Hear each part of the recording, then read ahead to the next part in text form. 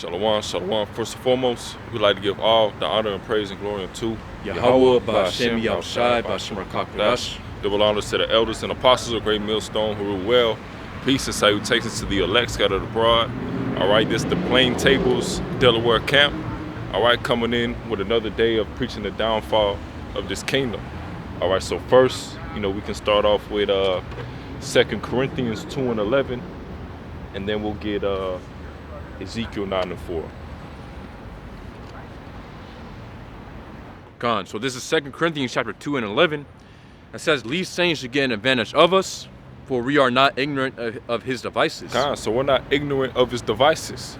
All right, and Esau, he's known as the biggest hypocrite. All right, because you got this man. All right, the MAGA pastors, guys like that are bringing scriptures from the Old Testament, pushing the standard, of the law. All right, to not to deal with anybody else, but solely Jake. All right, and that's hypocrisy.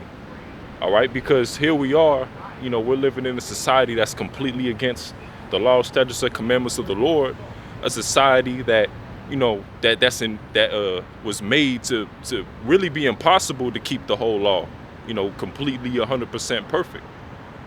But yet, you got this guy saying that that's what they should use, in order to justify, putting the sword to Jake. All right, read that again. Gone. It says 2 Corinthians chapter 2 and 11. "These sayings should get an advantage of us, for we are not ignorant of his devices." And yet, what a question you should ask him then is the law done away with? All right, because that's the number one thing, that these different anti-Christians like to bring out. All right, that the law is completely done away with. All right, which we know, that's completely false. All right, it's the penalty of the law. We're under grace. All right, but that doesn't mean you can go out and willingly sin and do all sorts of abomination. All right, you got these Edomite devils. All right, who do what Jake does on a mass scale. All right, these different Edomite devils has taught Jake everything they know. All right, when you go into the drug dealing, all right, you got the pharmaceutical companies. All right, when you go into Jake murdering other Jakes, Esau has done that on a mass scale to Jakes, the Native Americans, to his own people. All right, that's what this man does. Jake stealing Jordans. Okay, well, you stole whole lands, people's heritages. All right, people's identities. All right, this is the devil we're talking about here, man. All right, so get Ezekiel 9 and 4.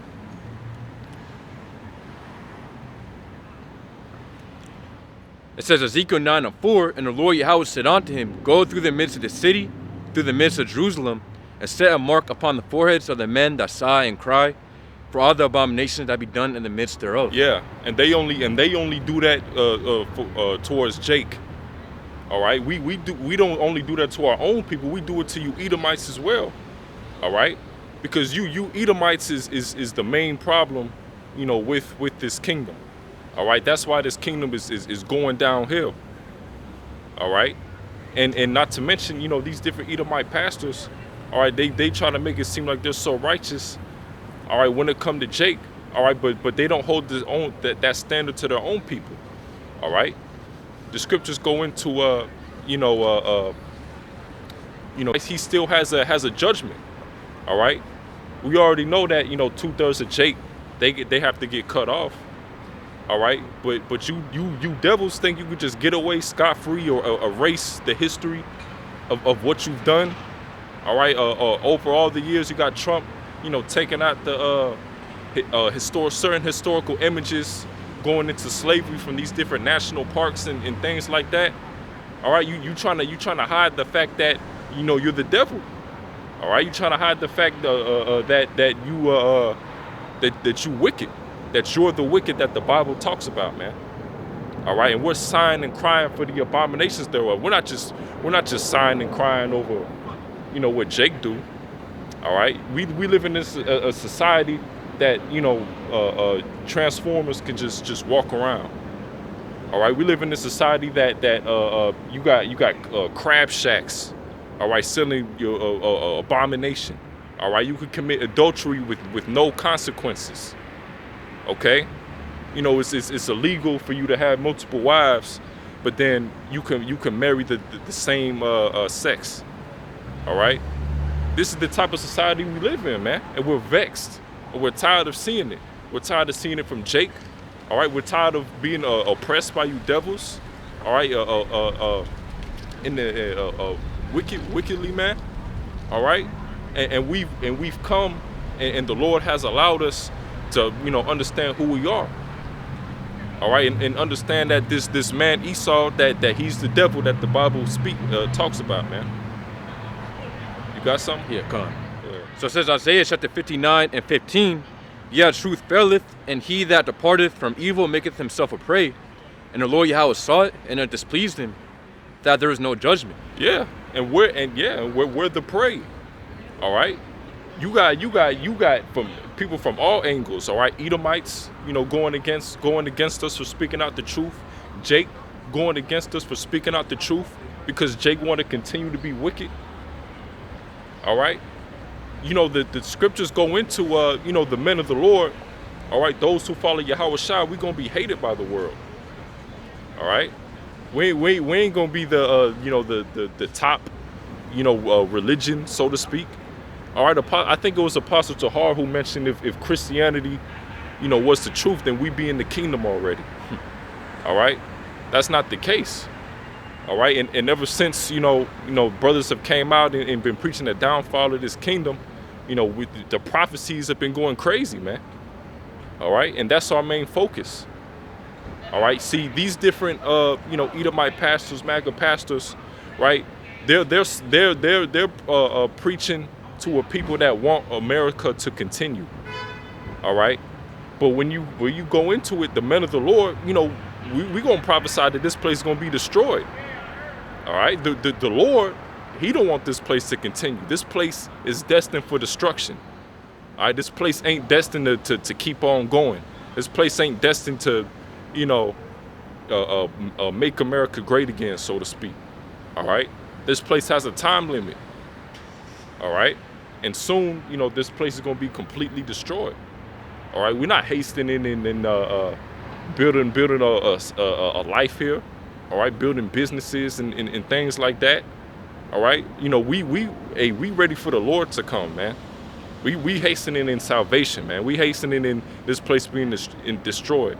We hastening into coming for the kingdom. All right, because that's truly when everything will be in order, man. All right, the things that we worry about in this hell, this captivity that we in, we ain't gonna worry about that in the kingdom because everything will be in order, man. All right, and we'll be perfect. All right. Yep, got a precept. Go ahead. It says, John chapter 17 and 14, I have given them thy word, and the world hath hated them, because they are not of the world, even as I am not of the world. Yeah, that's it. And these people hate Yahweh Shai. All right. The scriptures go into that. The people have hated me before they hated you, right? But us being followers of Yahweh Shai, doing our best to be like Yahweh Shai, all right, we're gonna go through the same similar struggles that Yahweh Shai dealt. All right, not to the same extent, of course.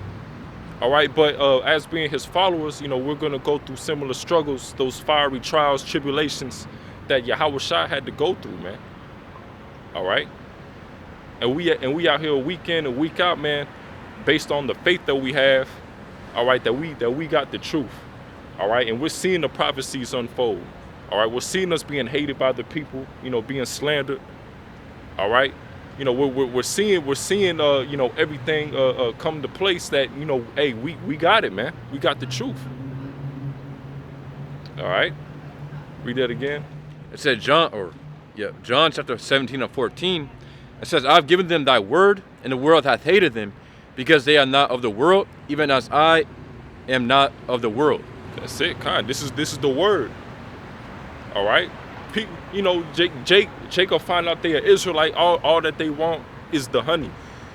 All right, you an Israelite. You know, the Esau. You know, he's the devil. All right, but you know when you go into your day-to-day life, all right, you know it gets bitter. You know, bitterness. All right, you know, divisions, being cut off from certain friends, certain family. All right, you know, being hated, being slandered against. All right, being mocked.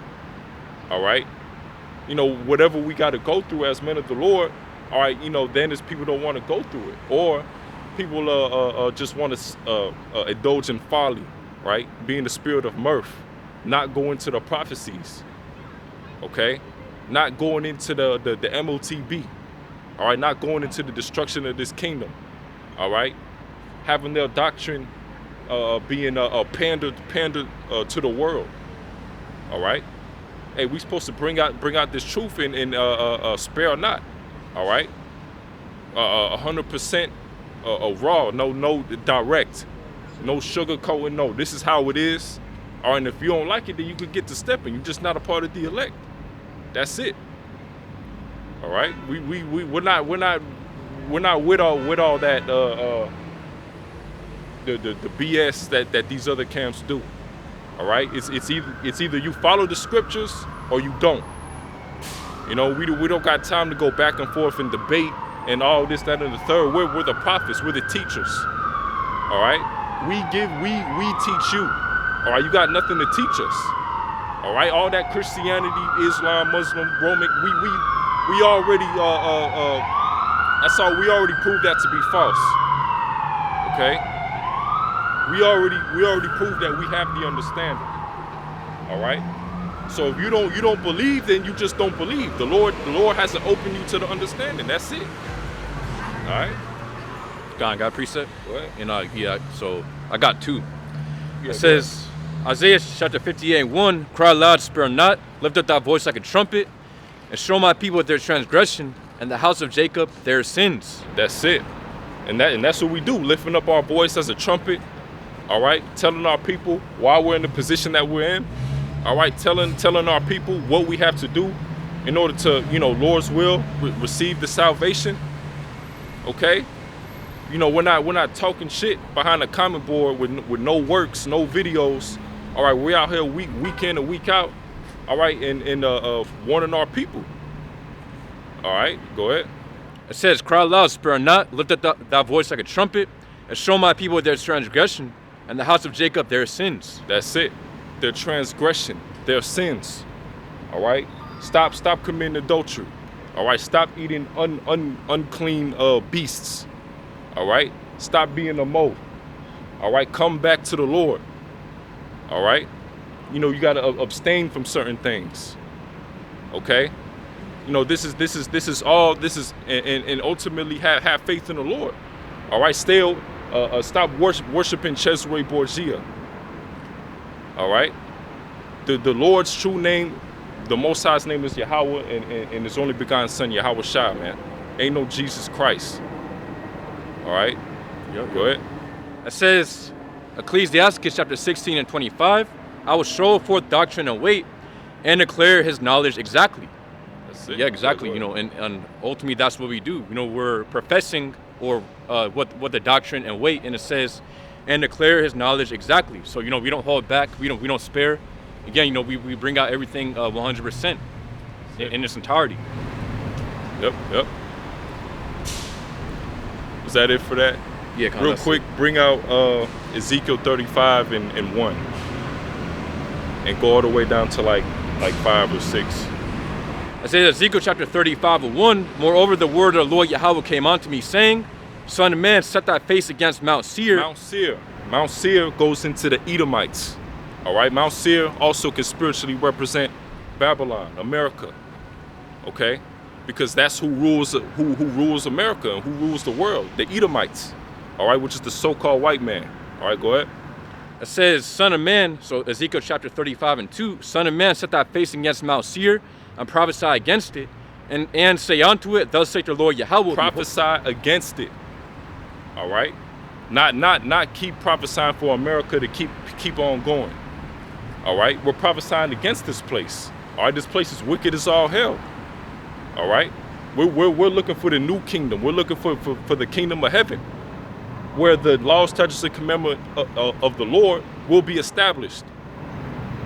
Okay? Go ahead. It says, Ezekiel 35:3, and say unto it, thus saith the Lord Yahweh, behold, O Mount Seir, I am against thee. It says, and I will stretch out my hand against thee, and I will make thee most desolate. Yeah, make thee most desolate. That's the judgment for the Edomites. All right? You know, you got these different MAGA pastors saying, you know, the best thing that happened to our people was when the slave ships went onto the coast. All right, that was the best thing that happened to our people. And these are the same exact devils that our people come and say they can be saved. They're able to obtain salvation somehow. All right, go ahead. It says, Ezekiel 35:4, I will lay thy cities waste, and thou shalt be desolate, and thou shalt know that I am the Lord Yahweh. Go ahead. It says, because thou hast had a perpetual hatred, and hast shed the blood of the children of Israel by the force of the sword in the time of their calamity, in the time that their iniquity had an end. Come on, man. You think that's talking about the tiny tops, man? No, that ain't talking about them over there, man, in our land. All right, that ain't talking about them. All right, they're the most protected people on the face of the earth right now. They're the ones that's ruling. All right, they're the ones that the Edomites protect the most. You can't even put a juice box emoji on TikTok. All right, because you know, it'll go against them. All right, that's talking about our people, man. All right, the perpetual hatred. All right, ever since Jacob and Esau, you know, Esau, he's still mad about the birthright that he gave away. All right, for a morsel of meat. All right, he's still mad about that. Go ahead, read that again, bro. Gone. And I can get that word too for perpetual. Yeah, go ahead. It says, Ezekiel chapter 35:5, because thou hast had a perpetual hatred, and hast shed the blood of the children of Israel by the force of the sword in the time of their calamity, in the time that their iniquity had an end. Yeah, get that word.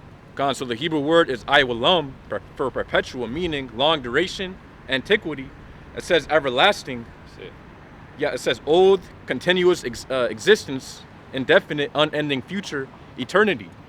There you go. Yeah, so what, you know, Esau has had an eternal hatred for the Israelites. You know, everlasting hatred. That's genetically built into the Edomites to hate our people.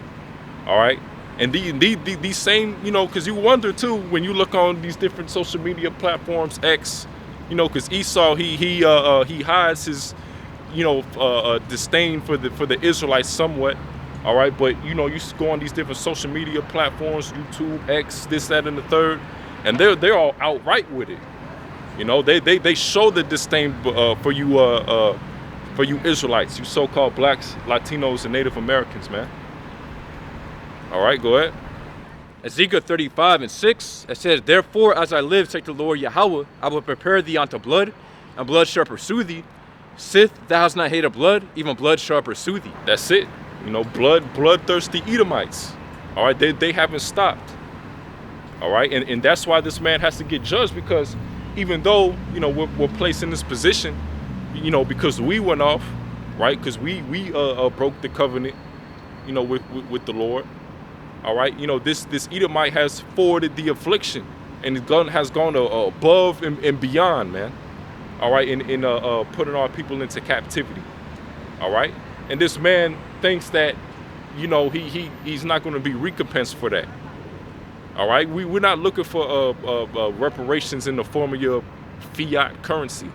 All right, we're looking for reparations in the form of your people going into captivity. All right, it's your turn for your people to be in captivity, be in hardcore bondage. Okay. Yeah, exactly. Because what, as the scriptures say, you know, or pretty much what, for everything that Esau has done unto our people, you know, he's going to have to pay for it. So, you know, you can't give us money to pay for, you know, all the iniquity or pretty much, you know, the wickedness that you done unto our people. You can't. That's going straight back to you, making you richer anyway. You know, Jake has no form of financial literacy anyway, so that money ain't really gonna do anything. All right, this money is not backed by anything. That's why the economy is about to crash, man. All right. Yeah. Go ahead. It says 2 Ezra chapter 15 and 22. My right hand shall not spare the sinners, and my sword shall not cease over them that shed innocent blood upon the earth. That's it. And that's all that this man has done. All right, shed bloodshed. All right, since the time of with the Gadites, with the Southern Kingdom. All right, Jake in the Caribbean, in the West Indies, in the Americas. All right, it ain't just the Southern Kingdom. All right, it's the Northern Kingdom as well. All right, you've done this on a mass scale, and you're trying to justify it with your people was uncivilized. You would be in grass huts if it wasn't for us. Things of that nature, man. And you just the devil. All right, deceiver. All right, and then what about Cesare Borgia? All right, what about that lie? All right, that you hang up in every church. All right, how about that? All right, the devil. All right, you bring out the sign, man.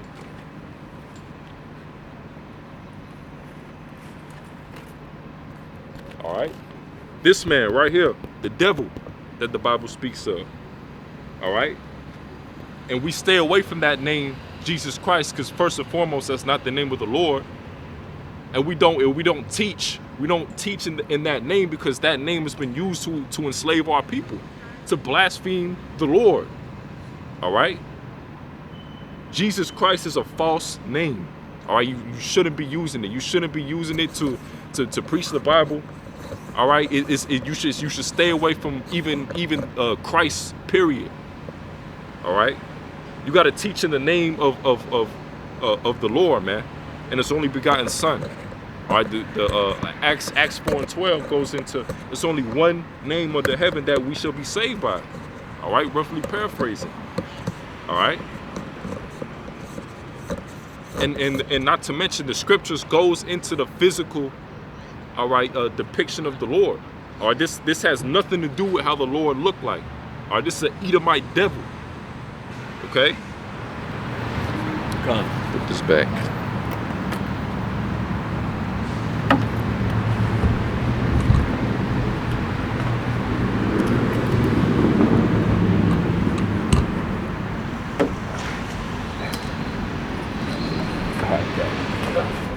All right. Come on, so to continue reading Ezekiel 35. Yeah, go ahead. It says, Ezekiel chapter 35 and 7, thus will I make Mount Seir most desolate, and cut off from it him that passeth out, and him that returneth. That's it. Yeah. And of course, that was a common Hebrew saying, him that passeth out, and him that returneth. Meaning literally everybody. This prophecy links up with Obadiah chapter 1 and 18. Basically going into Esau being blotted out forever. Being burned up. Basically paraphrasing. The house of Jacob shall burn them by fire. Basically paraphrasing. Let me go ahead and get it to not butcher it. Yeah, go ahead. It says Obadiah chapter 1 and 18. And the house of Jacob shall be a flint. It says, and the house of Jacob shall be a fire, and the house of Joseph a flame, and the house of Esau for stubble, and they shall kindle in them and devour them, and there shall not be any remaining of the house of Esau, for the Lord Yahweh hath spoken it.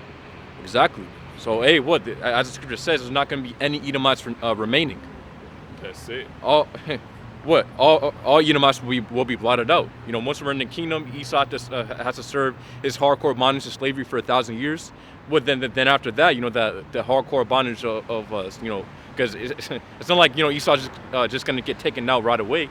Yep. No, ultimately he's gonna have to go through that hardcore bondage and slavery for 1,000 years. That's it. You're gonna be used to build up the kingdom of heaven.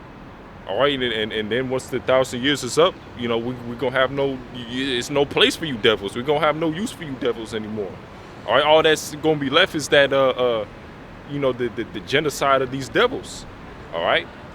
The answer ain't the genocide of the Palestinians. No, the scriptures going to you devils have to get cut off. All right, for what you've done. All right, but first you're gonna have to go through that hardcore bondage for 1,000 years, man. See? Gone. Get 2 Thessalonians 2 and 3. And yeah, just get that. Gone. So this 2 Thessalonians chapter 2 and 3. Let no man deceive you by any means, for that day shall not come, except there come a falling away first. Yeah, so that day shall not come except there come a falling away first. All right, so for the prophecies to happen, for the downfall of this kingdom to happen, all right, the Israelites have to go through that awakening, all right, of who they truly are, all right, of their heritage, of understanding that, we are the people that the Bible, we are the biblical Israelites, okay? And the Lord is going to give us the 100% truth. The Lord is going to give us his name. All right. The Lord is going to give us the breakdowns of the scriptures, the understanding of the scriptures. All right.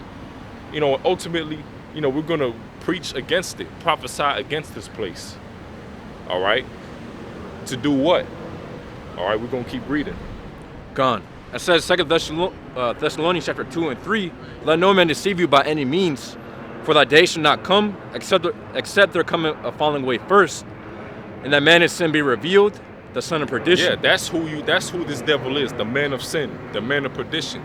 That's why he's scrambling, trying to figure out a way to, cast away the blame from himself, playing the blame game, saying that the Palestinian, he's the problem, Jake, he's the problem, trying to erase what he's done in history. All right, and we're bringing out who this devil really is. It's starting with the prophets. All right, and even your own people is exposing you as the devil, man. All right, so you can't escape your judgment. All right, no matter how much hypocrisy you try to how you try to twist the scriptures, in order to fit your narrative. That's all that plantation Christianity was about, man. The slave Bible. Only bringing out certain precepts, scriptures, all right, in order to justify, enslaving our people. You gotta go through the whole book, the volume of the book, and when you read it, you understand that, this man is the devil. All right, and he's supposed to have made a country founded on, worshiping the Most High, Christianity. All right, and we're living in a society where it's completely backwards, man. All right, it has nothing to do with the Bible, man. All right.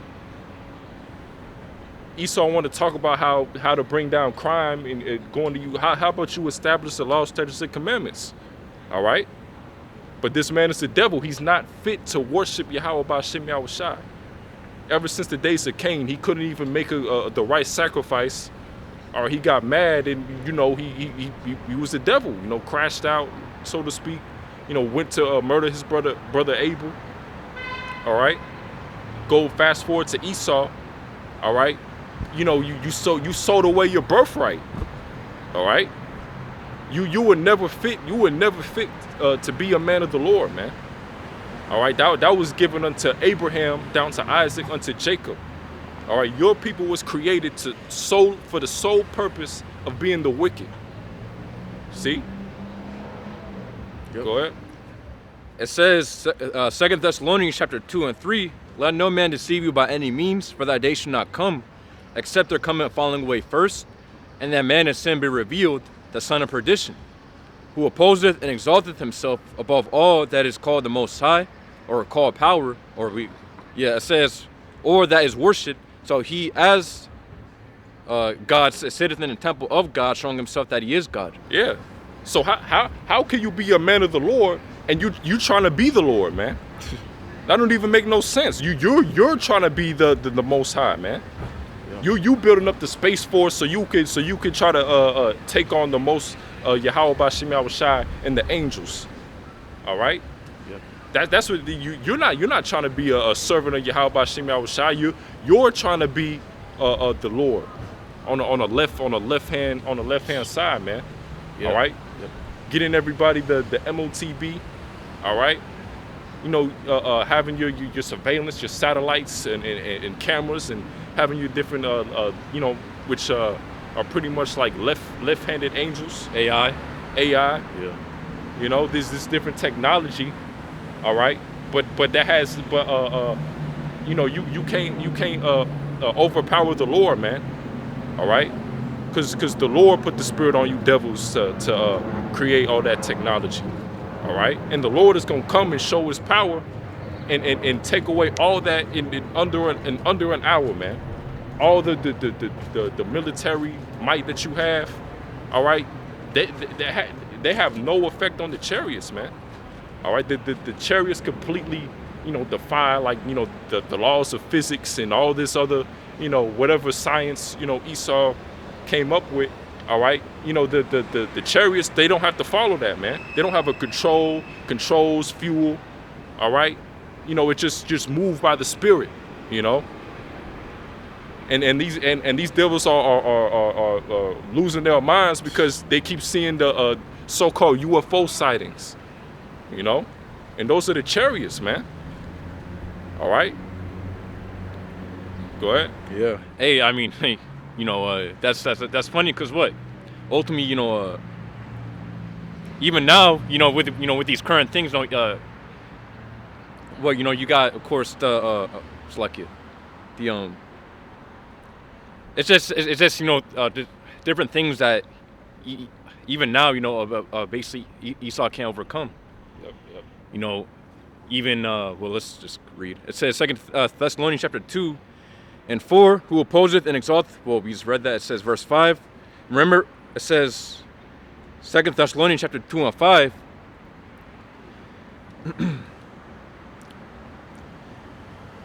It says, well, yeah, to read this, it says Second Thessalonians chapter 2:5. Remember ye not that when I was yet with you, I told you these things? It says, and now you know that you know what toldeth that he might be revealed in his time. For the mischief of iniquity doth already work, only he who now letteth will let, until he be taken out of the way. It says, and that wicked shall be revealed, whom the Lord shall consume with the spirit of his mouth, and shall destroy with the brightness of his coming. Yeah, and what it says, like a capital W, you know. So obviously that's you know, referring onto somebody specific. That's referring onto Esau. It says, who the Lord shall consume with the spirit of his mouth, and shall destroy with the brightness of his coming. Yeah, you know, you basically what we can go all throughout the scriptures, and it goes into how the Lord's coming back to take down Esau. We got Isaiah chapter 63. And what, you know, we have a lot of other precepts that go into the Lord coming back to take down Esau's kingdom, and as well as these other nations. That's it. And of course, what to set up his people to redeem his people, and what put of course the nation of Israel over all the nations. That's what's coming. That's it. And the Bible clearly identifies who you Edomites are. So the more you know, you could try to hide as you know, the biblical Israelites. You know, you could try to hide as, you know, being Japhites and saying the Edomites was done away with and things like that. But what does Job 9:24 say? All right, the earth will be given into the hand of the wicked. All right, and that's you. You devils are known as the wicked according to the Bible, man. All right, the Edomites were not done away with. All right, you Edomites are still alive. All right, and in rulership. All right, in a wicked rulership, man. All right, go ahead. Yeah, that's funny because, you know, Esau says that the Edomites aren't done away with, but, you know, every other nation still remains today. Right. Or yeah. But, you know, hey, except for the Edomites. Yeah, no. Yeah, because, you know, the Obadiah, the prophecy in Obadiah, that hasn't happened yet, man. All right. Isaiah 13, all right, hasn't happened yet. All right. The destruction of Babylon hasn't happened yet. All right, that's coming. Isaiah 14 hasn't happened yet. Okay, and we can bring out those scriptures as well. All right, but you know, you devils cannot escape what the Bible says. All right, and these devils will try anything. You know, oh, you know, they're a hate group. You know, don't listen to them.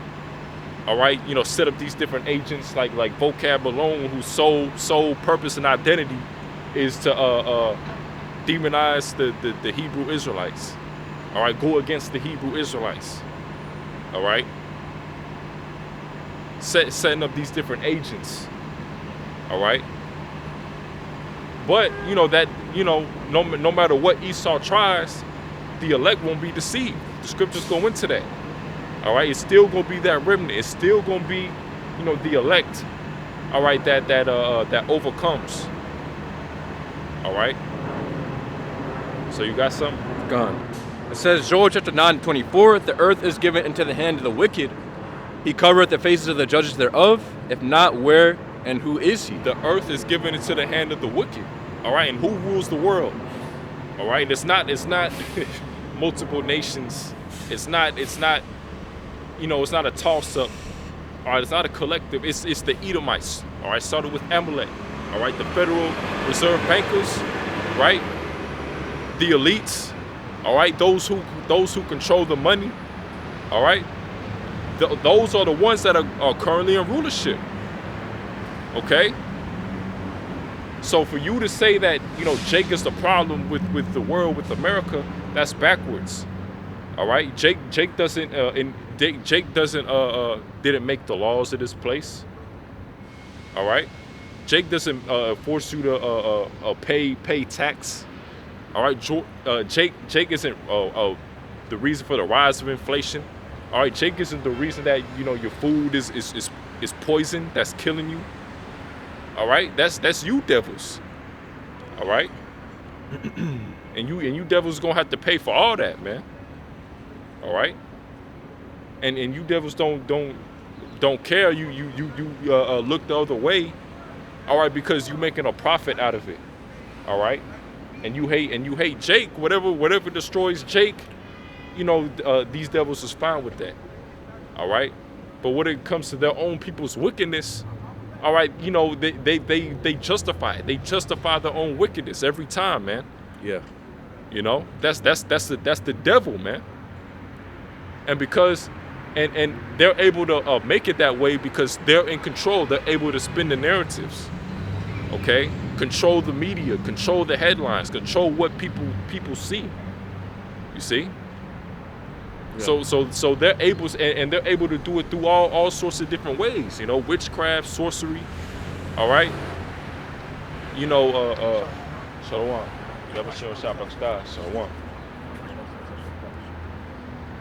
Shalom. Trying to change history. All right. It goes into covering the faces of the judges thereof. All right. Making the Edomite look like he's done everything throughout history. And Jake's history started with the slave ships, man. All right, that just goes to show you that that this is the devil, man. That the Bible goes into. All right, go ahead. It says Ecclesiastes chapter 13:3, the rich man hath done wrong, and yet he threateneth withal. The poor is wronged, and he must entreat also. Yeah. Yeah, and that's ultimately what Esau does. Basically, of course, what he can go all of course, he can go all throughout the earth, and he can again basically do all this wickedness, but put upon our people. Plastic, of course, floods it with trillions of tons, or whatever's the exact number. Hey, to read again, it's Sirach chapter 13:3. The rich man hath done wrong, and yet he threateneth withal. The poor is wronged, and he must entreat also. Yeah. So, again, Esau puts all the blame upon our people. Yep. Yeah. That's the rich man, Esau. That's what he's known as. All right? And it's not necessarily anything wrong with just being rich, but look what this man has done with his riches. How he's got his riches. Get one kingdom translated unto another. Get that precept.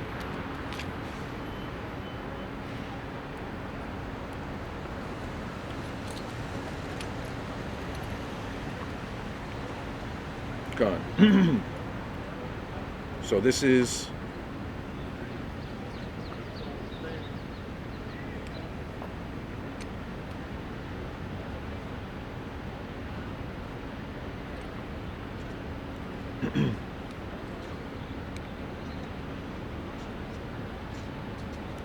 it's like this thing loading. Okay. You got it? So yeah, this is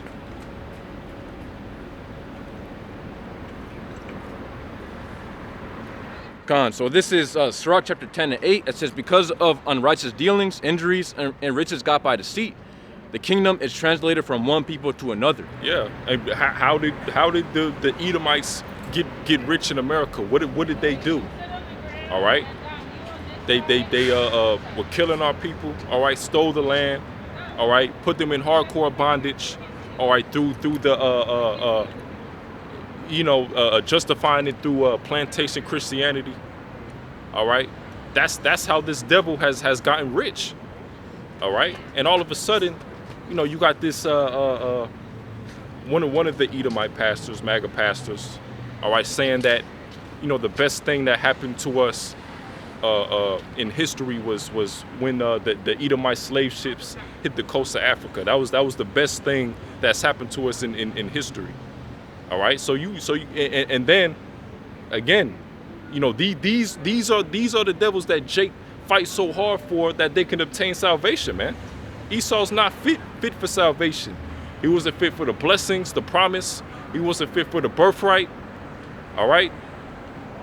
Cain couldn't even make the right sacrifice. You weren't made to worship Yahweh B'Shem Yahushua. You was created for the sole purpose of being the wicked. That's it. All right. Being the devil. All right. Gone, I got that. Go ahead. It says, Proverbs chapter 16 and 4, the Lord Yahweh hath made all things for himself, yea, even the wicked for the day of evil. Yeah, even the wicked for the day of evil. All right. The Lord has created the wicked, and the Lord has created the righteous. Yeah, I'm going to talk about the previous statement you made about Esau, saying we should be grateful or something like that, you said? Yeah. Grateful for being in slavery or something. Yeah. He was going into that, but he also went into the best thing that happened to us was They related together. Yeah. Yep. So you finished. I want to speak on that extensively. Gone. All right, Khan. Your thoughts. Okay, Khan. To read this, it says, Proverbs chapter 16 and 4, the Lord Yahweh hath made all things for himself, yeah, even the wicked for the day of evil. Yeah, in Isaiah chapter 47, 45 and 7, says how, the Lord created light and he created darkness. So what? The Lord created, the righteous people upon the planet Earth, which represents, of course, the nation of Israel, the Lord's people, and what the Lord has created, the wicked. Of course, Esau to serve, and ultimately, of course, Esau is set up to do his purpose, which is wickedness. That's it.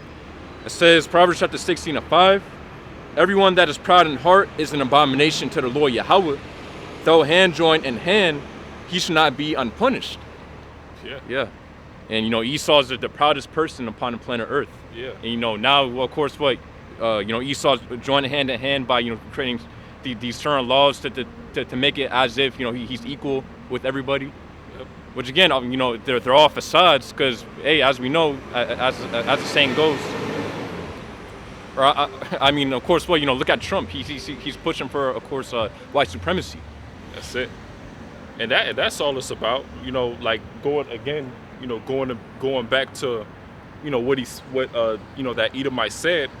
All right, going into that was the best thing that happened in our history. All right, what followed after that? All right, hundreds of years of hardcore bondage. All right. You got things that buck breaking. You got things like Derby's dose. All right, you got things like Jim Crow laws. All that was so we can have freedom of speech. And amendments in the Bill of Rights. God. So we should be grateful. That's demonic. So give me Romans 1 and 15. Give me Proverbs.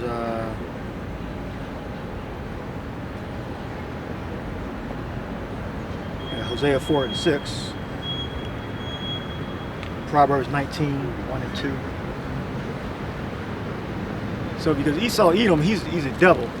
So basically what I just said. So all the hell they went through was all worth it because we got amendments, Bill of Rights, low interest loans on if you want to go to school, grants. Yeah. Got what else we get? Freedom of religion, which is not really freedom of religion, but we get we won't get persecuted as of right now. The persecution's coming, to practice whatever religion we want. So as long as Esau is the ruler, so we should be okay with being subjugated, because we get benefits from subjugation after we went through the physical slavery, physical torment. But now the effects of that physical torment, now we have mental torment. Now we're subjugated people, we're a broken people. So Esau, Edom, he prizes himself to be a man that have subjugated you physically and mentally. That's where his power is. So he's subjugated us physically, now he's subjugating us mentally. Right? So that's why he can make a statement like that all that was worth it, because we get to have freedom of speech and we get to go in concrete buildings, and we have paved roads and parks, and automobiles. Like other countries don't have that. But we should be grateful that we're experiencing these experiences. We have technology, we have computer systems and information, high-speed internet. We should all be grateful for that, because if we didn't, we would be experiencing, I guess, a third world type of standard of living, having to walk for miles to get water because of our village, our family land is 15 miles away from a watering well, so we got to walk to another tribe's watering well and get his water, and then walk back, with water, and then we got to wash clothes outside. So Esau, he basically believes that he's God. Yeah. He believes that. Thessalonians also. Read the precept I asked you for. Yep. Romans 1:15. So as much as in me is, I am ready to preach the gospel to you that are at Rome also. Remember, Esau, Edom is not a godly man on the right hand side. Right? He's been given the technology because that's his blessing. All right, that's his blessing to be given the technology. All right, our blessing is the spirit. Our blessing is to prophesy the downfall of the kingdom that the Lord gave you. Yahweh Shai gave you the kingdom. He gave me that in one of the Gospels about the devil. Showed him the kingdom of the world, that whole parable.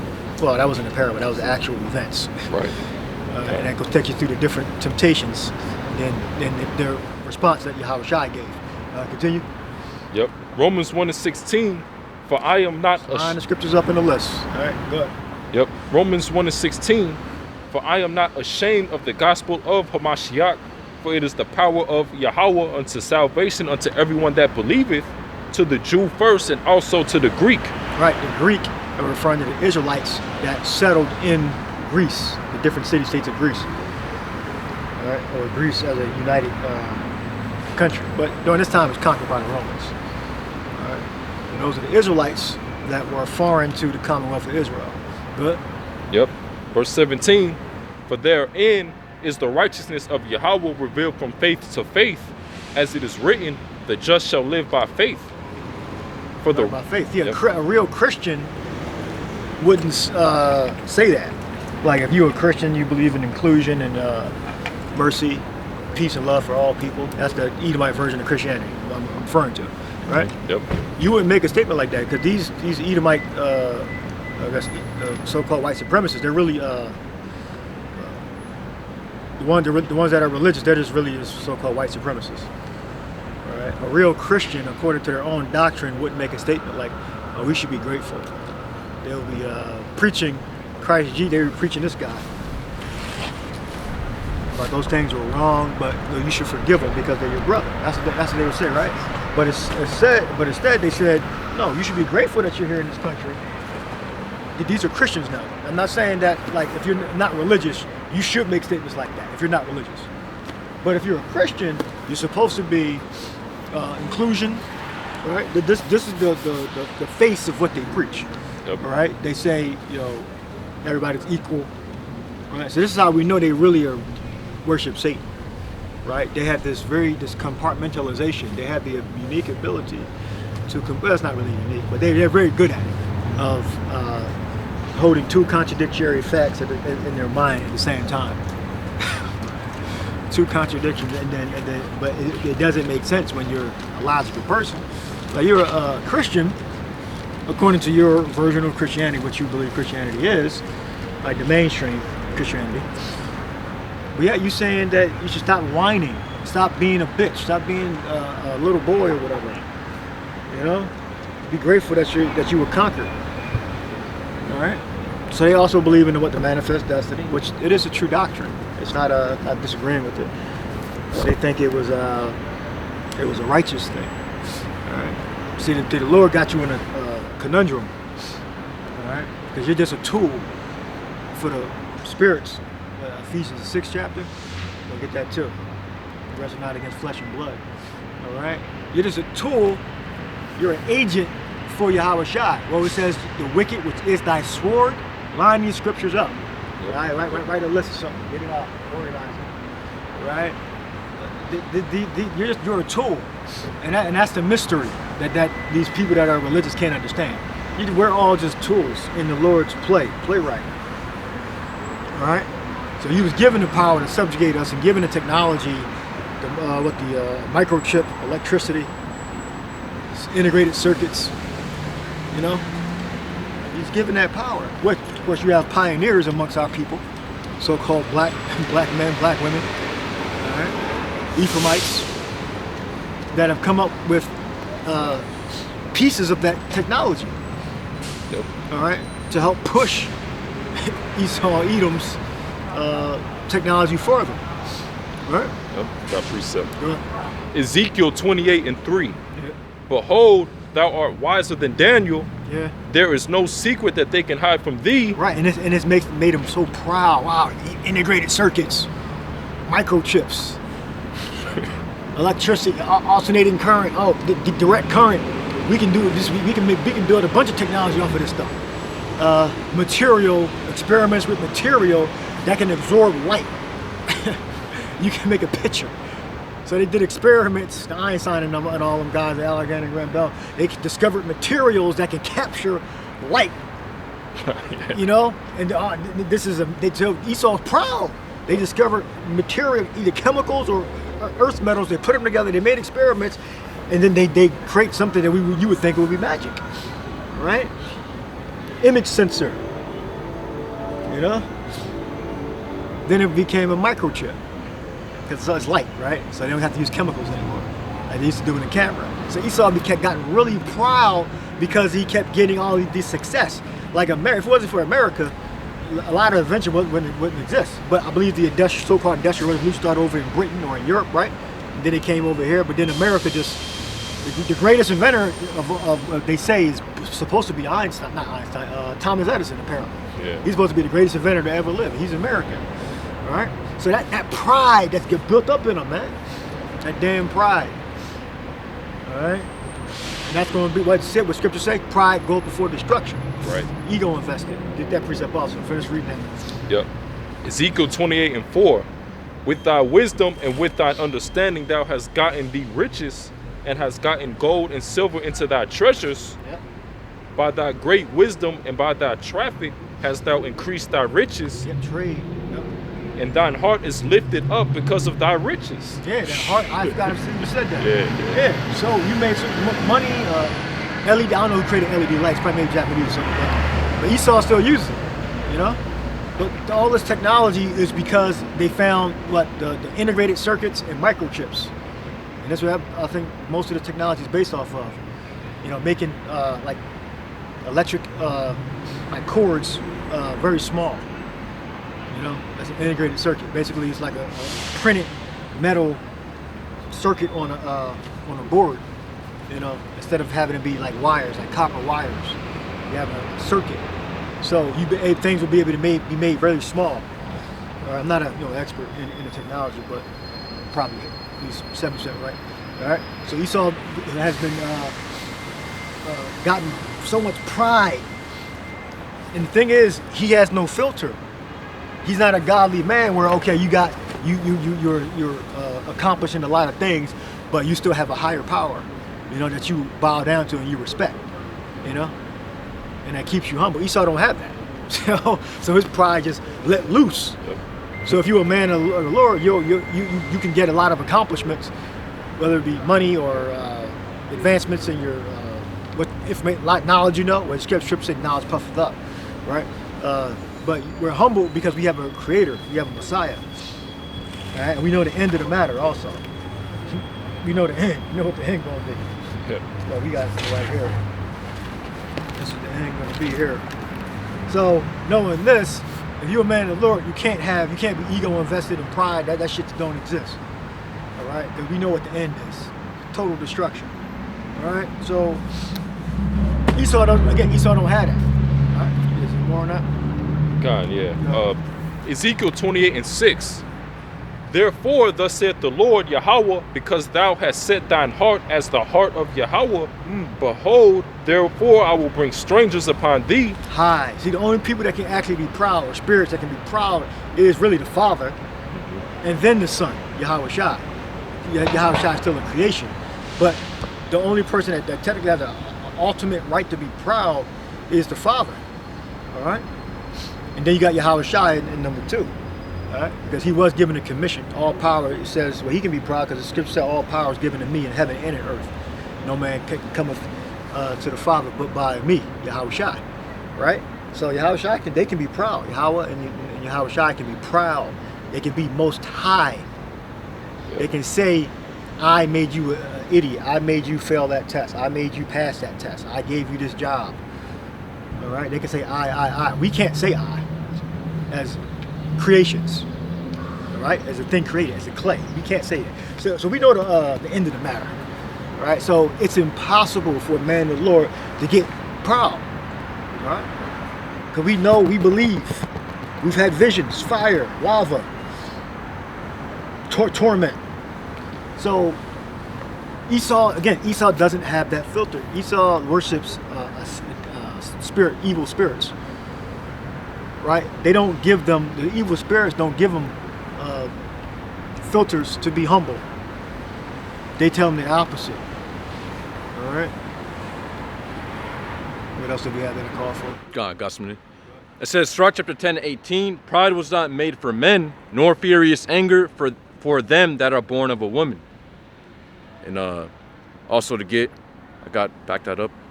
Right, so we know it's negative. So it will be a negative thing. All right, so that's a general statement, you know. So it's a negative thing. That's the interpretation of that. So when you do have it, that's you're working with the left hand side. You're not working with or you're working with the negative will of Yahweh Bashim Yahweh Shai. Let's say that, because all the spirits emanate from Yahweh Shai, whether they evil or righteous. It doesn't really matter. It's what the Lord tells the spirits to do is what actually matters. All right. So now Esau has totally engulfed himself. Esau, Edom, so-called white man, has totally engulfed himself in pride. All right. And remember, don't try to think that so-called white man thinks like you. He doesn't think like you. He has a wicked mind. It's different from your mind. All right. He has that pride. All right, and that's intrinsic. Okay. It's intrinsic and extrinsic too. It's both, but it's in his spirit. All right, to make statements like you be grateful for the freedoms that you have now. You're not living out in a damn teepee or like a hut or something like that, or have to go to miles to get water because your line carry shit on your head and walk through the forest, have to put mud on your face. To keep the bugs off of you. You know, you gotta. That's what they put the mud on their face for, is to keep bugs and shit off of them. You know, they didn't figure out, you can burn something, even though they probably still do that too. But it's traditional to put the mud on your face to keep the insects and parasites and shit. You know, you can do the research on that off of you. So you still got people that do that. You know, in Africa and in South America. So. That pride, so put on a suit. Esau didn't invent no damn suit, but they have a certain, a way of dress that they respect more than, let's say, the traditional robes. You know, and then all these fucking nations are working together. We start seeing them wearing the damn suit with the military badge. They all working the fuck together, man. Who the fuck started this shit? And then they all just wear the same fucking clothes. You know, you think that y'all are not working together. Y'all got a goddamn hat with the damn wreath and the damn medals and shit cut and seamed a certain way. Like, come on, man. You know y'all working together. Y'all just hate each other, but y'all work together still. It's about the Russians and the Chinese and the fucking African countries and the South American countries. Y'all got this weird thing that y'all do together, but y'all hate each other at the same time. Yeah, Fidel Castro with a fucking Western suit on. How the fuck you expect us to think that y'all really enemy, but you wearing a goddamn military uniform like a Western, but you in fucking Cuba or you in fucking Uganda with a damn full general military suit on. Like, who the fuck gave you them damn clothes? I appreciate it. Yeah, good. This is Jeremiah 51:7. Babylon had been a golden cup in the Lord's hand that made all the earth drunken. There you go. Perfect precept. Yep. The nations have drunken of her wine, therefore the nations are mad. Yeah. They took them damn military uniforms, their way of dress. Man. You know? And just replicated it. Yeah. Esau Edom, man, remember, he has no filter to make him humble. So he just had exponential growth. He has no filter to say, you know, and he's a habitual liar too, because he'll have that like I was mentioning earlier, he had that the cognitive dissonance compartmentalization where he can be a Christian. Maybe bringing the devil back out again. So we hold that. So he'll say he's a Christian, but he'll also say, you know what, be grateful that you were subjugated. Be grateful, but the mainstream Christianity teaches inclusion. Oh, yep. It's, you know, you're supposed to be a kind person. Yep. Love you know, everybody. mercy. Yep. You know, but be grateful that you were subjugated. That's not a Christian's not supposed to say that. So again, they have two contradictory facts they can hold in their mind at the same time, and they don't have a problem with it. Yep. You know, they're again, don't try to think like an Edomite. You're going to get lost. That's a dark web of demonic energy. Okay, they don't think like logical, rational, righteous people. All right? Yeah. They're evil. They're fucking wicked. All right? Yeah. Yeah, you ain't gonna see vocab say nothing against that. You know? No. That devil. But when it comes to Esau being recompensed for what he did unto our people, that's the scripture. That's not what the scripture's talking about. Oh, this is not what this means. Yeah, be grateful you're not in the summertime walking around with a loincloth on. Yep. And barefoot walking through the forest. Be grateful that we made you put pants on and worship this guy. Yeah, and then the devil proceeds to say the richest jakes are in America, some along those lines. That's a fact, but that is a fact. The richest so-called black people are Americans. All right, but that's a consolation. Mm-hmm. Yeah, the richest black people are American. Why the fuck wouldn't they be? It makes sense. Yeah. The richest black men in the world are American, but that doesn't make it right because they either you gave it to them or they came up with an idea or an invention and they got rich off of it. That doesn't exonerate you from your crimes just because the richest black people in the world are American. That's not a fucking surprise, you dumbass. Yeah. And then these different people, like a lot of these super rich jakes, Esau has profited off of that anyway. You know, and like the athletes, NBA, NFL, the NBA commissioner, small hat, different record label 1%, executives. It's 1% Yeah.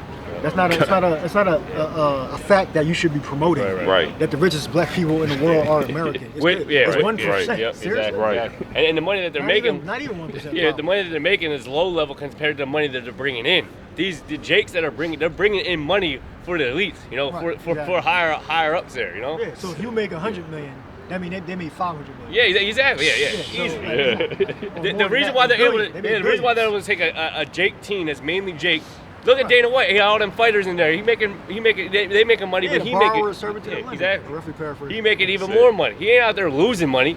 That's it. And we should be grateful. The whole thing is that because we're doing well, or we have the perception of we're doing well, that we shouldn't be complaining because we walk around with barefoot and our buttocks is covered, our loins are covered with pants that we should be. And Esau didn't fucking invent pants. Like Esau, he's just a liar, right? He didn't invent fucking pants. Which I mean, Jake is obviously wicked, but when you look at the poverty line and where the majority of Jake is at, and where crime is stemming from the poverty line, but it's still better in a third world country. So that's the argument. That's the argument. So you're not. But the thing is, you're not justified. Give me the Book of James also. So basically, it's okay for us to be ignorant so long as we have freedom and we're doing better than everybody else. Yeah, exactly. Yep. Okay, so because we're not in comparison to okay, a poor Brazilian village or a poor African village in Uganda or Nigeria, we're doing better than them. So you need to shut the fuck up. That's what they're saying. You can work a minimum wage job, or you can work a mediocre or a very good job. Shut the fuck up. No, the problem. See, the thing is, how Shai don't work like that. Is that? That's not how the Lord works. Because he's not a man of principle. He's not a righteous or moral man, meaning righteous in that sense. He's not a righteous man. So his stance is that America's going to continue forever. So we might as well get used to it. Right. And the majority of people don't understand that we're the true kings and rulers. Just like Ezra said, if the world be made for our sakes, how long shall this endure? Right. So in the other scripture it says, I have seen servants walking, servants on horses, and horsemen walking as servants. Servants get paid. Yeah. So the problem, lower wages. So the problem is, we want the higher. Exactly. That's the thing. We want the infinite sign, the Greek sign. We for infinite. We don't want to be getting the $25, $50 an hour. We want to be getting $100,000 an hour. Yeah. We want the rulership. 100,000. The problem is, pounds. The problem is our people the majority of our people have been given the crumbs, so that's what they want. We don't want the crumbs. We want the steaks. We want the great dainties of the earth, which was promised to us. Yeah, and that's what our people are so ignorant to. They think that we should be equal to, and then their equal to is the crumbs. Be grateful to shut the fuck up. Yeah. Shut up. Be grateful for the crumbs. No, shut up. Yeah, you gotta understand what we were given, what the Lord had promised us. Got you an apartment. Yep. Got you. You want children. You want a wife. Exactly. You want a horse. You got to give you all that. So shut the fuck up. You got health care. You got Medicaid. You got the Obama phones. Everybody got a phone now. You know, that was a big win back in the early 2000s. Everyone got a phone. We're getting rid of the immigrants, making the streets safer. Crime is going down. We're prosperous. No, that's not how the Lord works. The Lord works with judgment, and mercy on His elect. So the judgment is going to be carried out, no matter how comfortable you think we are, in body or in mind. It doesn't. Our comfort level is irrelevant. All right. And you thought that was that's the reason why that you get to be in your position, because we're comfortable now. You think we're comfortable now? Well, a lot of Jakes is comfortable, but that's not the end of the matter. What the scripture says, is it now time for you to dwell in your sealed houses? The Apostle Gabar used to bring that out a lot. Your sealed houses. Okay. Look, see if you can find that precept. We're pilgrims. We're only here for a certain time, so we're comfortable for a certain time. Okay? We're still in the valley of the shadow of death. The Jacob's trouble is still going to come. So be grateful. If I can also mention too, this you got to understand that this kingdom that we're in right now is a punishment. It's basically like a timeout. If a kid were to get put in the corner, they ain't happy that they're in the corner, man. They're in the corner of the fucking room, and they're supposed to be grateful.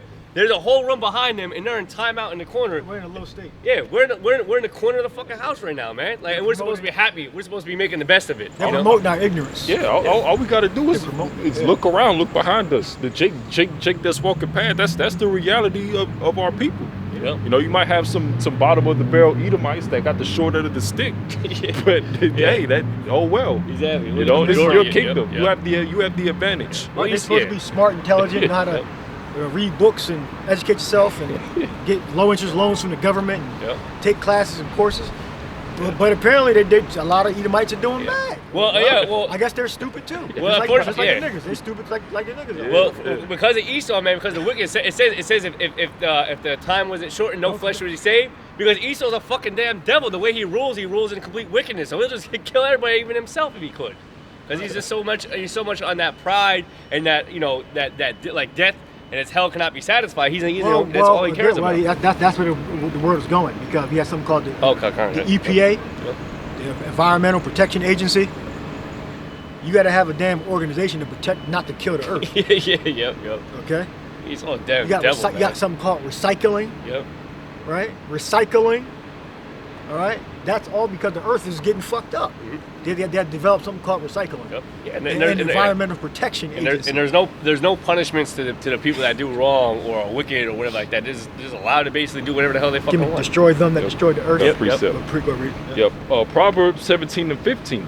He that justifieth the wicked and he that condemneth the just, even they both are abomination to the Lord. Yeah, that's a statement to say, oh, be grateful because we got democracy, we had amendments, First Amendment, Fifth Amendment, 13th Amendment, Fourth Amendment. Oh, shut the fuck up and be grateful. Oh no, we're supposed to be sitting on high. We're supposed to be royalty. Yeah. So we know that we're going to eventually get to that point through the prophecies. Prophecies are going to make us, are going to put us in that proper position. All right. So you done stole from us. You done stole every goddamn thing, and now you want peace. Yep. You done robbed, murdered, stole, and now you want to have peace. But the thing is, which you'll hear people in the government, Department of State, they'll tell you that America is an experiment.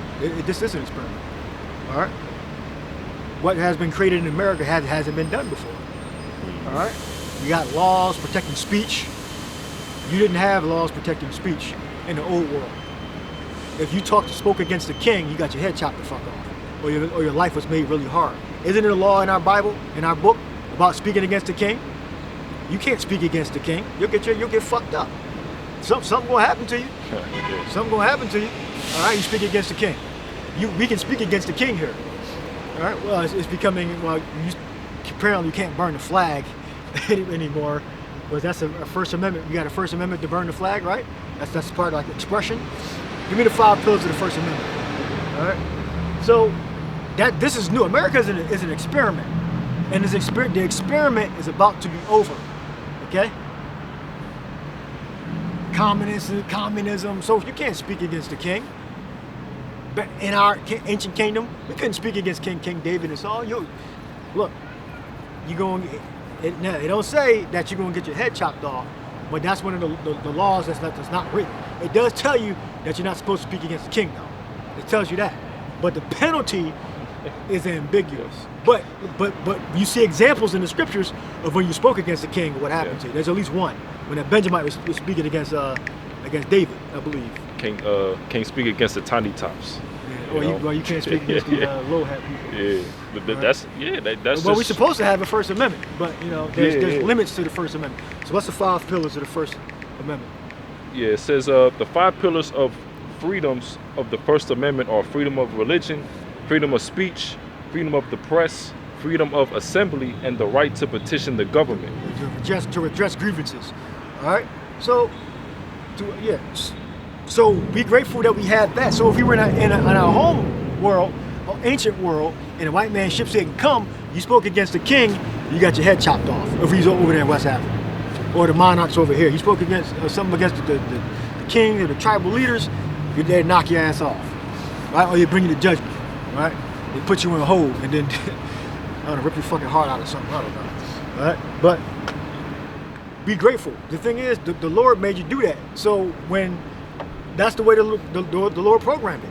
It's for us to have these different freedoms that have never been given out before, and to eventually raise up prophets, okay, that can preach in your own kingdom against you, okay? Because in the ancient world, you couldn't do this, okay? You couldn't, prophets couldn't go around and prophesy against the monarchs without, being divinely protected, Did it in Israel because they're amongst Israelites, all right? But damn, Moabite prophet couldn't come up and then start talking against the king of Moab. He get his head knocked the fuck off, all right? But amongst Israel, we could, all right? So the norm is that there are penalties. There will be penalties, but in America, there's no penalty. But that's going to be reversed. It's going to be reversed because the scripture says that. The rules are not a terror unto good works, but that's only for a certain period of time, okay? So we are able to have the liberty to preach, all right, for a certain period of time, all right? Then the prophets were divinely protected, even we were under the captivities of the other nations, and to a point. and many of them lost their lives doing that. But in America, we can do it freely and not get put to death. What's known to be happen to the prophets in the ancient world? Stabbed up, head chopped off, hung, sawed asunder. We can. The rules are not a terror to good work. That's only for a certain period of time, and that time is going. When times get in trouble, the rules will definitely be a terror unto good works. All right. I got precept. Precept. This is the book of Daniel 2:20. Daniel answered. Precept. Daniel answered and said, "Blessed be the name of Yahweh forever and ever, for wisdom and might are His, and He changeth the times and the seasons. He removeth kings and setteth up kings. He giveth wisdom unto the wise, and knowledge to them that know understanding. He revealeth the deep and secret things. He knoweth what is in the darkness, and the light dwelleth with him." Yeah, so there you go. All right, it's the Lord that sets up the kings and removes the kings. It's the Lord that gives the prophets the understanding, the prophets the protection, all right, to be able to come out and preach the word. You know, preach it against this place. You know, continually complain, all right, about the wickedness of the kingdom that we live in, man. All right, so this is all through the spirit and power of Yahweh B'Shem Yahweh Shai, for us to even come out here, and even be awakened to this understanding, and be able to push it, all right, and be able to push it as vessels to the four corners of the earth, all right. Yeah. So, and the design of America was designed by Yahweh Shai. Yahweh Shai designed America. The reason why we had the amendments is because Yahweh Shai made it so. He put it in Esau's head to free himself from the crown of Europe, which Britain, which they're not really free. It's really all the elite rule behind the scenes. Okay, the bankers, right? They rule behind the scenes on both ends. Yeah. So Esau, Edom, his ideas come from the spirit world, right? So we can freely preach the scriptures in Babylon, because America is an experiment. Yeah, that's it. Yeah, it's almost a 250-year experiment. It's about to come to an end. Yeah, I was gonna say, the Lord set up the free speech. The Lord set up the internet, right? YouTube, a platform for the truth to be pushed. What precepts you got? Yep, gone. It says Psalms chapter 17 and 13. Arise, O Lord Yahweh, disappoint him, cast him down, deliver my soul from the wicked, which is thy sword. Exactly. The wicked Esau Edom is the sword of the Lord. Yep. Okay? The Lord Yahweh Shai has many swords. Nuclear weapons is one sword. Esau Edom is another sword. Yeah. But it also says, what? Make you friends of unrighteous mammon. All the companies we work for are demonic as hell, evil as fuck. And then you might be in business with a devil, with a demon. Alright?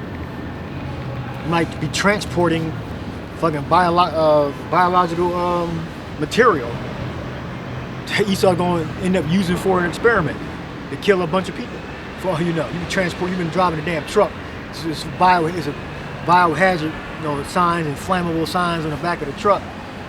That truck could be the cause for 1 million deaths within the next 2 years. For you don't know what the hell you're transporting. All right. You could be doing work on a computer that's spying on people. You be putting software together that's going to be eventually used to spy on people in the future, illegally and legally. All right, they got the license plate readers. They track your cars going through the different, whether the car is stolen or not, through the different camera systems and all that stuff. I think every city uses it now, pretty much. So, you could be maintaining that system.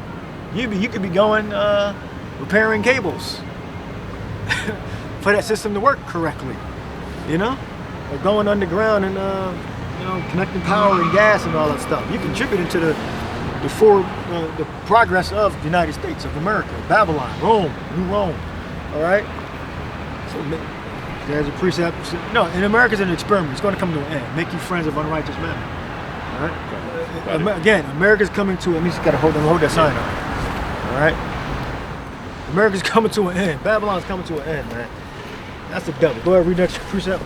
It says, Luke chapter 16:9, and I say unto you, make to yourselves friends of the mammon of unrighteousness, that when ye fail, it says, they may receive you into everlasting habitations. Right, meaning a period of time, okay? Because America's going to be destroyed 100% soon. A couple of months, a couple of years. It's going to come. All right, the day is going to come, and this crazy-looking black guy right here, he's going to come in as a spirit. All right, in a ship the size of the sun, or whatever dimension he deems fit. All right, of whatever color and presence felt, you know. All right, you got the Lord as described in these two scriptures here, Revelation and Daniel.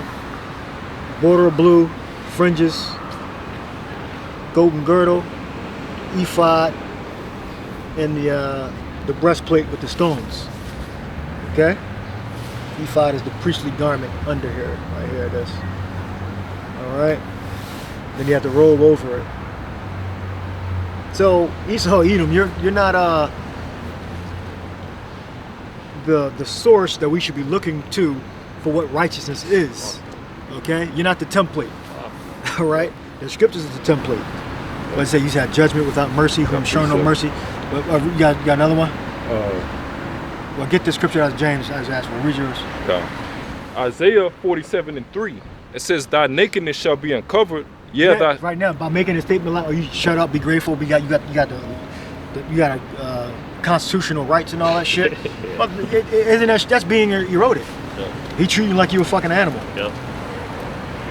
With this ice shit, you know.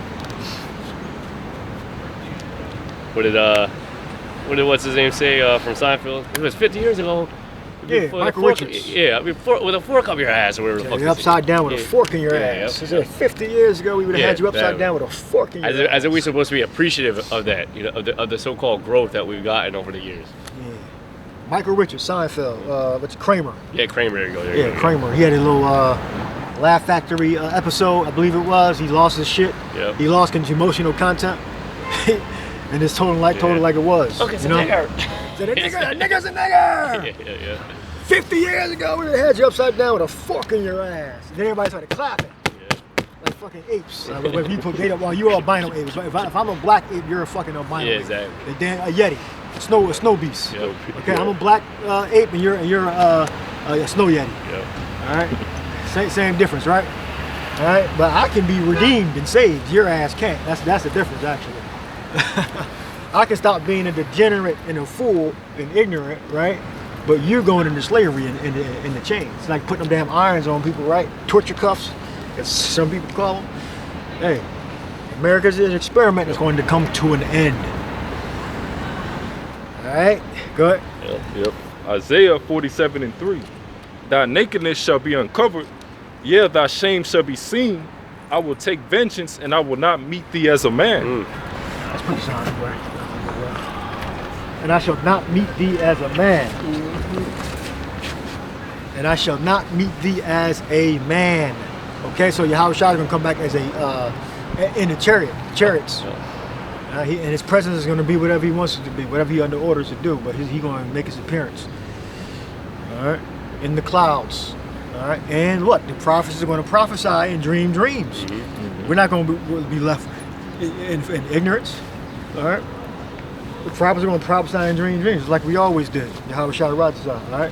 Not going to be, the Lord come back and we're going to be totally ignorant of what's going on. No dreams and visions going to go out. No, the dreams, give me the prophecy. Joel, how much more is that going to increase as we get to the day? You know, his actual return. You know, right now we got dreams and visions, you know. But when the Lord makes his return, we're going to prophesy. We're going to go to the books, the records. Because we're drawing closer to unity with Yahweh Shai. Which Yahweh Shai said we're friends, no longer servants, but friends get that precept too. So you think Yahweh Shai is going to give us dreams and visions when he cracks those clouds? Yeah, of course. It's just proper. All right.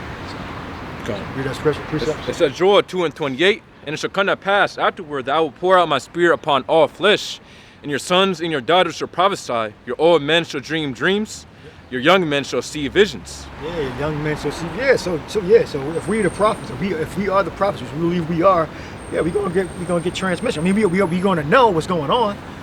But we're gonna go through the books, and then you're gonna have brothers that gonna have visions and dreams. Then we gonna tell their visions and dreams. All right, just like the prophets did in the ancient world, and then it came to pass. Brothers gonna say, "I seen, I saw, in the night vision." One like the sun. Oh, give me that way. John said that. We're gonna do this exact when the Lord comes back. We're gonna say, or he just make his presence known with his soldiers. We're gonna say just like John said. Did John say that? I saw it in the night vision. Or Daniel. We're gonna say the exact same thing. I saw law enforcement coming against the Israelites, and they were made and they melted. Yeah, we're gonna have our real-time prophecies, or our current time prophecies. All right, because we are prophets. That's our job, to prophesy. All right, and brothers already had their visions anyway. But we're gonna have more. All right, go ahead. It says, Daniel 7:13, I saw in the night visions, and behold, one like the Son of Man came with the clouds of heaven, and came. And what did Daniel do? He wrote it down in the book. Okay? We don't got to write it down. We can make a video epistle if we're still able to make videos, or we just go out to the streets and prophesy. So I saw in the night vision. Read it again. It says, Daniel chapter 7:13, I saw in the night visions, and behold, one like the Son of Man came with the clouds of heaven. It says, and came to the Ancient of Days, and they brought him near before him. Yeah, so I saw in the night vision, I saw City Hall get destroyed with lasers. Mm-hmm. People running around screaming. You know, same thing. Same thing. City Hall in Philadelphia. Same thing. So when Yahweh shall return, we'll be able to prophesy. With new dreams and visions, or we can just use the ones that we already know. As soon as the Lord come back, we go to a scripture and point to it. All right, Zechariah 5. All right, go next precept. Yeah. This is the book of John 15:15. Henceforth I call you not servants, for the servant knoweth not what his Lord doeth. Exactly. But I have called you friends, for all things that I've heard of my Father I have made known unto you. We'll grab some umbrellas. You have your umbrella? Yeah. Got an umbrella? Get this one in the back seat. In the back seat. Thank you. Bottom left. Bottom left side. Yeah, mine. All right, read it again. This book of John 15:15. Henceforth I call you not servants, for the servant knoweth not what his Lord doeth, but I have called you friends, for all things that I have heard of my Father I have made known unto you. Right. Yeah, so we got faith that Yahushua is our friend. We're still his servants, but we're his friends. So look, when Yahushua come back, he's going to give us the tools. We already got the tools, but you know, eventually we're going to be so close to Yahushua, we're going to be talking to Yahushua face to face. So it makes sense that Yahushua would tell his friends what's going on, what he going to do, how he going to toy with Esau, toy with the devil, and fuck him up before he totally burned this fucking place. Yeah, Yahushua going to be toying with Esau, man. Esau has no technology to fuck with the Lord, Yahushua, or one angel. He has no power that he can effectively position himself to be effective against any angel whatsoever, any spirit, righteous or wicked. Esau is on no level. All those demonic spirits have the power to destroy earth with one thought, but they're under orders. They can't. You know, so Yahushua is our friend. So he's our friend, our big brother, friend, and Lord and God is going to tell us what's going on, or give us dreams and visions and help. All right, so we're not going to be, we're not going to have that fear like other people. We're going to have a healthier mental fear. All right, but we're not going to have that fear, that petrified fear. You know. You can't betray our conscience. Our conscience is molded by Yahushua, by the righteous spirits. So, do a homosexual act to save your life or to save your daughter's life. It's only going to take 5 minutes, and your son won't get his head chopped off. But look, I can't do the act or denounce Yahweh Shai. You don't gotta really mean it. Just say it. You know. We gotta bear with that pain. And what's gonna happen is you're gonna be cursed out. You're gonna be verbally cursed, or it depends on what the spirit is on the brother or sister. All right. And then judgment's gonna come. Cause I'm gonna curse you. I'm gonna curse you out. Use a family member or somebody I care about as a weapon to try to get me to comply under threat of death and torture. You know, a lot of people gonna break. You know, I pray I don't break. Yahweh Shai said that he's gonna be in an hour of temptation. I'll just use those different examples, but then you got the microchip, all right, which is the mark of the beast. All right. If we're of the elect, no matter what threat is given to us, we're not going to betray Yahweh Shai. We're not going to betray our teachings, our learning, no matter what.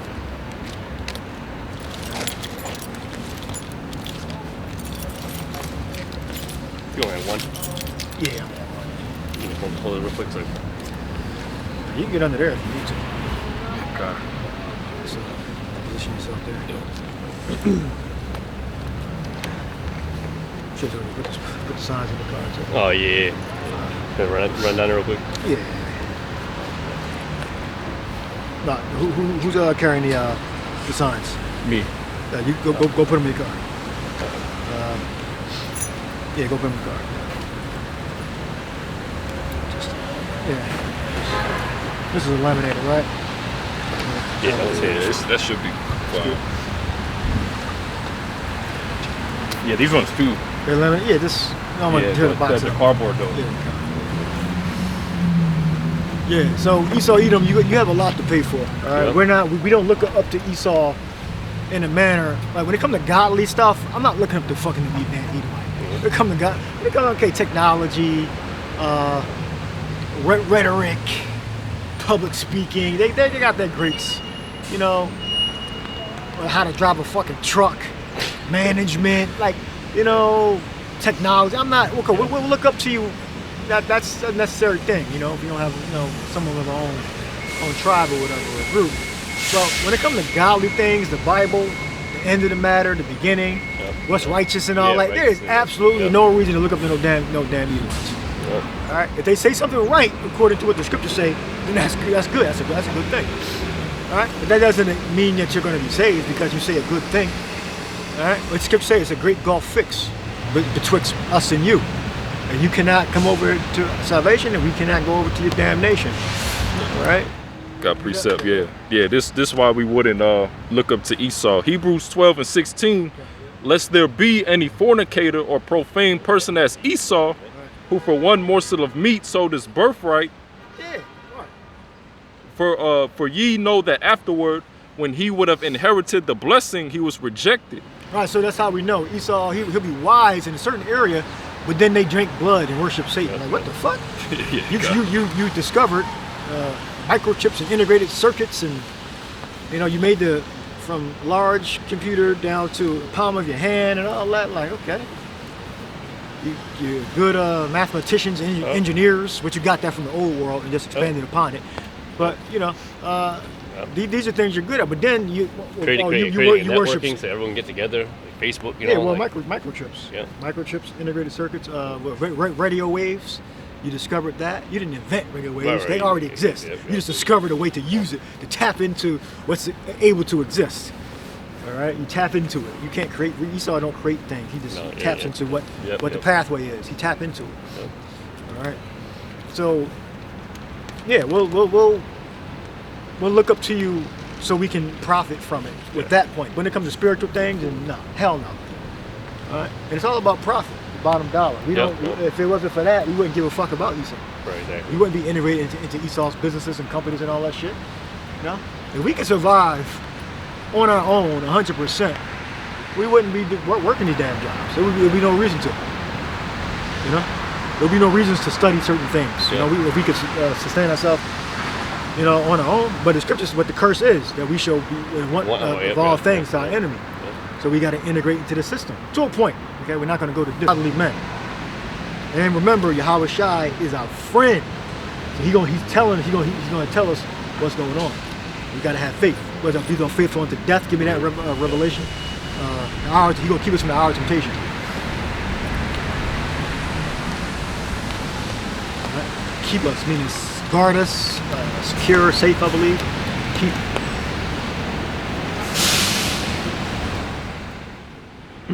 Revelation 2:10. Fear none of those things which thou shalt suffer. Behold, the devil shall cast some of you into prison, that ye may be tried, and ye shall have tribulation 10 days. Be thou faithful unto death, and I will give thee a crown of life. Yeah, be thou faithful unto death. Yeah, I mean, any threat of harming family members and separation from family members, and you gotta do a transgression with the hope of Esau keeping his word. It's not worth it. We gotta be guarded by the spirits to keep us. So read that precept again. Yep. This is the book of Revelation 2:10. Fear none of those things which thou shalt suffer.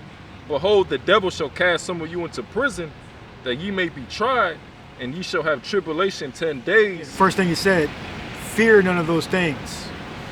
So we got to be in a mindset of not, having a stoic mindset, having to be indifferent, or not indifference, but acceptance, because we know there's going to be a punishment for you hurting people you care about. All right, what the Yahweh Shah said, whatever you bind on earth shall be bound in heaven. So if you hurt any of the Lord's elect, or anything that we care about, there's a penalty for that. All right. And if any man shall hurt them, is what Revelation 11. Fire proceeded out of their mouth. So if you hurt a family member, that's hurting our flesh. Mm-hmm. All right.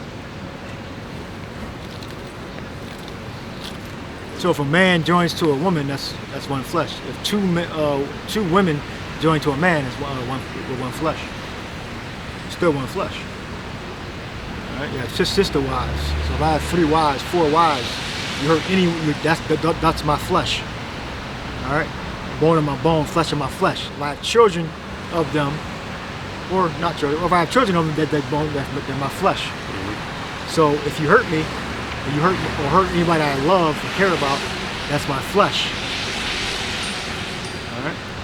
People's children get deleted all the time, and we're no different. So that's a good threat that's going to work on a lot of people. But Yahweh Shai said, going to keep us from the hour of temptation, to come upon all the world. Read that verse again. Yep. Revelation 2:10. Fear none of those things which thou shalt suffer.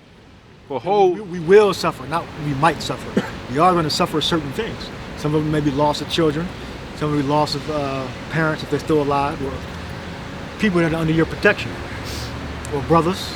Fear none of those things that thou shalt suffer. Go ahead. Yep. Revelation 2:10. Fear none of those things which thou shalt suffer.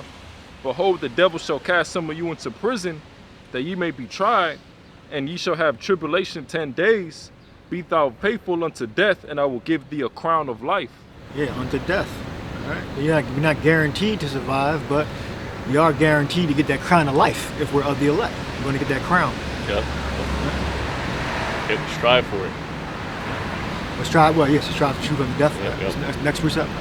God says Revelation chapter 3:10, because God says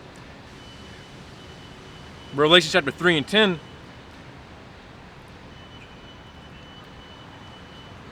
It says, it's like you. It says Revelation chapter 3:10. Fear was first word. God, you got it. All right.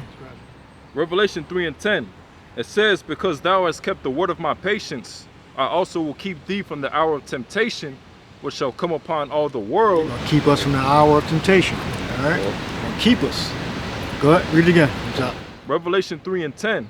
Because thou hast kept the word of my patience, I also will keep thee from the hour of temptation, which shall come upon all the world, to try them that dwell upon the earth. All right. And that's us. All right. The Israelites scattered. All Alright, stop raining. Yeah, basically. So Yahweh Shai is the mediator. He's a mediator between us and the Father. Give me 1 John 2. I think the first verse, I think. If any man sin, but let's start from the first verse. We have Yahweh Shai. And now if you take that implant, you can't, there's no forgiveness for that. All right? If you're an idolater, you can't, that's the end of the matter. That's the last thing. You know. So our flesh is under divine protection. And give me Revelation 11. Fire proceeding out of the mouth of the prophets. All right. And in Zechariah 5 also. The curse. So when we see those ships, that's a curse to the wicked. All right, let's push that. Gone. It says 1 John chapter 2 and 1. It says, my little children, if these things write I unto you, that you sin not. And if any man sin, it says, we have an advocate with the Father, Yahushua Mashiach the righteous. Yahushua Mashiach the righteous. Right? And he is, it says, and he is a propitiation for our sins, and not for ours only, but also for the sins of the whole world. Right. That's to the Jews and circumcision, and to the uncircumcised Israelites. All right. That's what that means. All right. World meaning a harmonious, orderly arrangement. All right. Because remember, the Christians believe in the hell, right? So it can't be talking about the whole world. That's impossible for the Lord to take away the sins of the world, literally.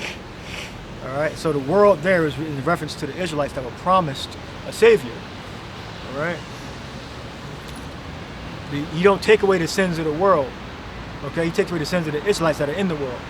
It's impossible for the Lord to take away the sins of every nation on the earth when he didn't die. That's not why he was manifest. All right, because remember, the Christians believe in hell. All right, so are there people in hell sins forgiven? No, right? So if the people that are going to go to hell, sins are not forgiven, they're going to burn for eternity. That means he didn't take the word world doesn't mean every person on the earth. Take away the sins of the world meaning take away the sins of all the Israelites. 100% of all Israelite sins will be wiped clean. It will be like they never even existed. All right, they're going to have no memory of the former. All right, of the sins. All right, so we still have memory of our sins. That's why we can't ever be made perfect, because we still have thought of sin. The mere thought of sin is transgression. All right, that makes us not perfect. That makes us fallible and weak. All right, so when we, the Lord erase our memory, all right, and give us a new bodies, we're not going to have no memory of sins. All right, we're going to be perfect. All right, although we will have the day when the Lord's body is revealed. You're going to see the Yahweh Shai basically scourged and crucified. But beyond that, I don't believe there's any other written document that says that we're going to remember our sins.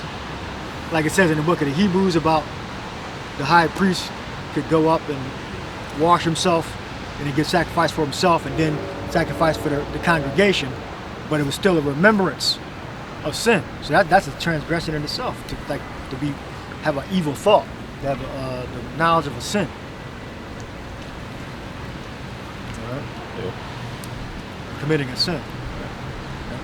Got more? Next precept. Yep. I'll get this real quick. Jeremiah 31 and 34. Yeah. It says, and they shall teach no more every man his neighbor, and every man his brother, saying, know the Lord, for they shall all know me, from the least of them unto the greatest of them, saith the Lord. Right. For I will forgive their iniquity, and I will remember their sin no more. Right, there we go. So the Lord don't remember, we ain't gonna remember. Okay. Right, so read it again. Yep, Jeremiah 31 and 34. And they shall teach no more every man his neighbor, and every man his brother, saying, know the Lord, for they shall all know me, from the least of them unto the greatest of them, saith the Lord, For I will forgive their iniquity, and I will remember their sin no more. I mean, it's going to be intrinsic. It's going to be inside of us, okay? To keep the laws, all right, we're going to be perfect. We're going to know what to eat, what not to eat, how to carry ourselves, how to speak. All right. Our mind is going to be on a high, very high level, elevated, vibrating at a very high frequency. All right. Esau, Edom, the other nations, they're still going to be in a regular terrestrial body, mindset. And they're going to have, forgiveness of sins. They have to, pray to Yahweh Shai, worship the Father and the Son, but there's going to be no sacrifice for sins. But Esau, Edom is going to be on a low level until he's eradicated. And the other nations are going to be at an extremely low level. They're going to be in slavery. They're going to be the second-class citizens, the farmers, the workers, the handmaids. That's what the other nations, the level they're going to be on. They're going to be in a very low state. The life going to be hanging in hanging in the balance, according to what the judgment is of the Israelites, the new gods, or the original gods. All right, which are us, so-called blacks, Latinos, Native Americans, and our people scattered. All right, we're going to come back into our right mind. All right, next precept. This is Revelation 11:3. It says, "And I will give power unto my 2 witnesses, and they shall prophesy 1,260 days clothed in sackcloth. These are the 2 olive trees and the 2 candlesticks standing before the power of the earth.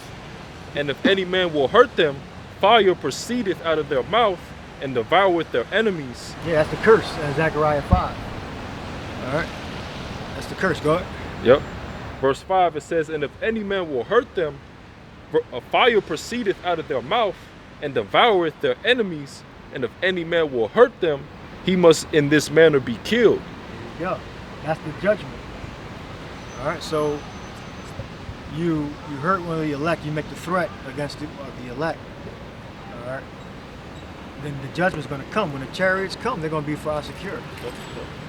We're going to get the Ezra's also. Let's get that account. And the crowns on the heads also, like that. So the Zechariah 5 first.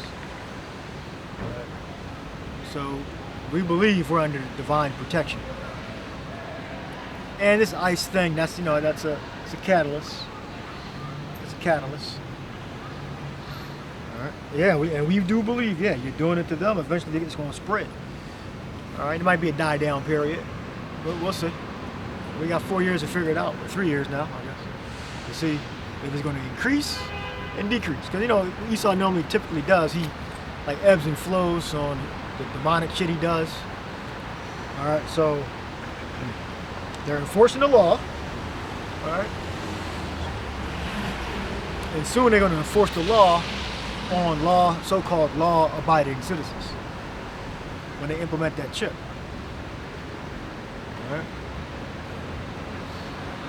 But before the chip, there's going to be a workup to the implantable microchip, which is the market of the beast. There's going to be a workup to it. All right. The workup, there'll be a lot of testing there. So Esau, Edom, he has the belief, or the instruction, I should say, to bring in a new system. All right, and that new system is going to be a paperless, a cashless identification and money exchanging goods and services. Medium for the exchange is going to be electronic. All right, so goods and services are going to be electronic. So the money, don't get rid of money orders, checks, all that. They're going to get rid of it. Or it'll be a combination of several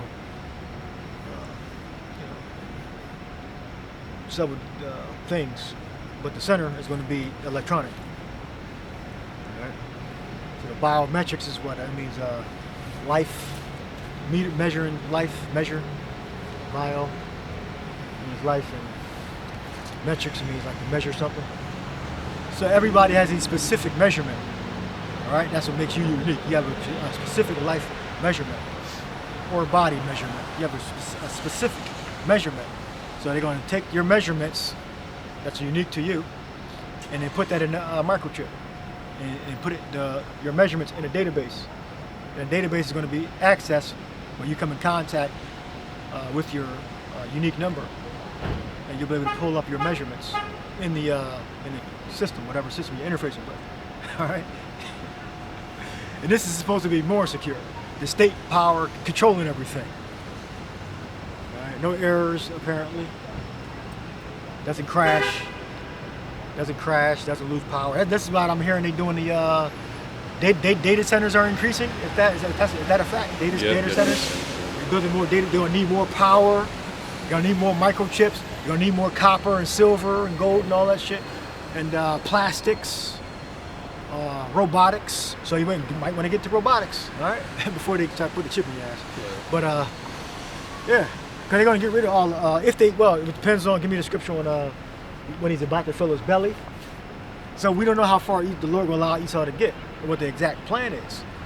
The Lord could shorten it up, or he could drag it out. When Esau fully establishes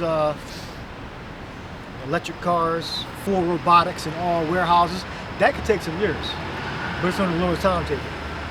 Getting rid of like every UPS worker, and just because you don't need the damn load people. All you need is what? Measurements of the container and a robot. So long as you have the measurements of a container and robots, you can unload and load stuff. But you're still gonna need like to put on shelf. Well, if you technically, you can get a robot to put stuff on shelves too. So long as it's measured or measured, that's what I'll say, measured properly. You can get a robot in a damn aisle, putting it in exactly where it needs to be. But everything has to be, you gotta upgrade your facilities for that. That's gonna cost like millions of dollars. So, but definitely in the warehouses, they can get rid of 90% of people and have people just working on the machines to keep the machines running. You know? Like management, you don't need no fucking management. You can buy it for customer service maybe. But now they got AI agents now. Oh yeah. AI agent. Well, see, now it's going to be less passionate, but they can program passion into the damn fucking machine. It's going to be like this. Going to be just yeah. You can program that in. But again, we don't know how far the Lord will allow Esau to go. What the plan is. That's why we got to be prisoners of hope. So we don't know if it's going to be in 6 months or it's going to be in 6 years. We don't know whether he's going to establish his full automation or he's going to cut it when he's like 20% in automation or 10% in automation. All right. You bring a precept out. It's the book of Job 20 and 23. When he is about to fill his belly, Yahweh shall cast the fury of his wrath upon him and shall rain it upon him while he is eating. Read it again. Job 20 and 23. When he is about to fill his belly, Yahweh shall cast the fury of his wrath upon him and shall rain it upon him while he is eating. Yeah, again, we're prisoners of hope. And we are, where he shall rain it upon him while he is eating. Yes, so the things I've mentioned, this is what Esau eventually wants to get to make it more efficient for companies to run their businesses. But again, they got to invest millions of dollars to have it fully automated. So you take, I think we did this before, right? You take the wage of a slave worker, that's what we used to call them at UPS. But I'm just using UPS as an example. A wage of a slave, unloader, or loader, or sorter. The sorters definitely they can get rid of them motherfuckers now. Once the box go on a conveyor belt, they have a machine going left, right, up, down to whatever area code. This is a shipping example. You don't need this. They used to have the sorters, they got the area code memorized, and they go, this goes to that shelf, or is it listed? So they take this box, they go to 19141, this go to 19120, this go to 19118, 19832, you know? But the machine, the own person need to fucking do that. Now, how much are they paying that man? Health insurance, he get hurt, he get thirsty, he gotta go to the bathroom, he breaks. He go to the bathroom, be on the phone and shit, go to the break room and grab something to eat, overpriced ass food in the damn break. So, how much, that's an equation that they can put into a fucking robot. They don't complain enough, it's just repetitive tasks. Until you got a air conditioning system, well I guess you can get an HVAC, right? You can get an HVAC, commercial, robotics, you know? But again, we don't know how long, that could take, like every company doing that could take 10 years. You know, for, Hell yeah. Well, a lot of these companies, they have like, what's crazy about the warehousing, like the brother's talking about, is like that makes up a lot of jobs. A lot of jobs are made up in the warehousing because that's the whole like the supply chain of how you get supplies to your doorstep, how you get supplies to the warehouse or to the stores, right? So you can even buy this stuff, right? It all comes from warehouse, from shipments, right? From the shipyard to the warehouse, and from the warehouse it then gets to the trucks, and trucks then deliver it to wherever maybe need to go or whatever, right?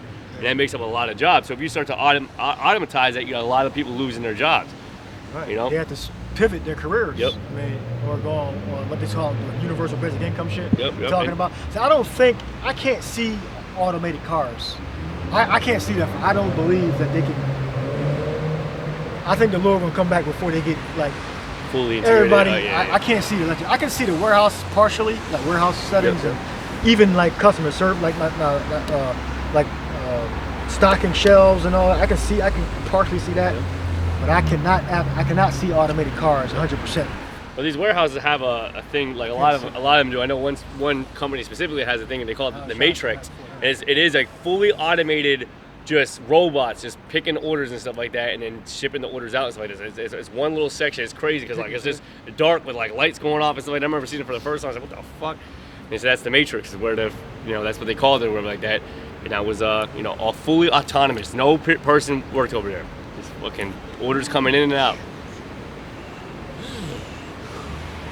Yeah. You gotta all you gotta do is start with certain items, right? Certain on-demand items. You start there, You start with a certain system there. They already show you, like, they already have like autonomous, pallet jack things, like, just get the pallets, move them where they need to go and stuff like that. Look up an example of a fully automated warehouse. Look up an example.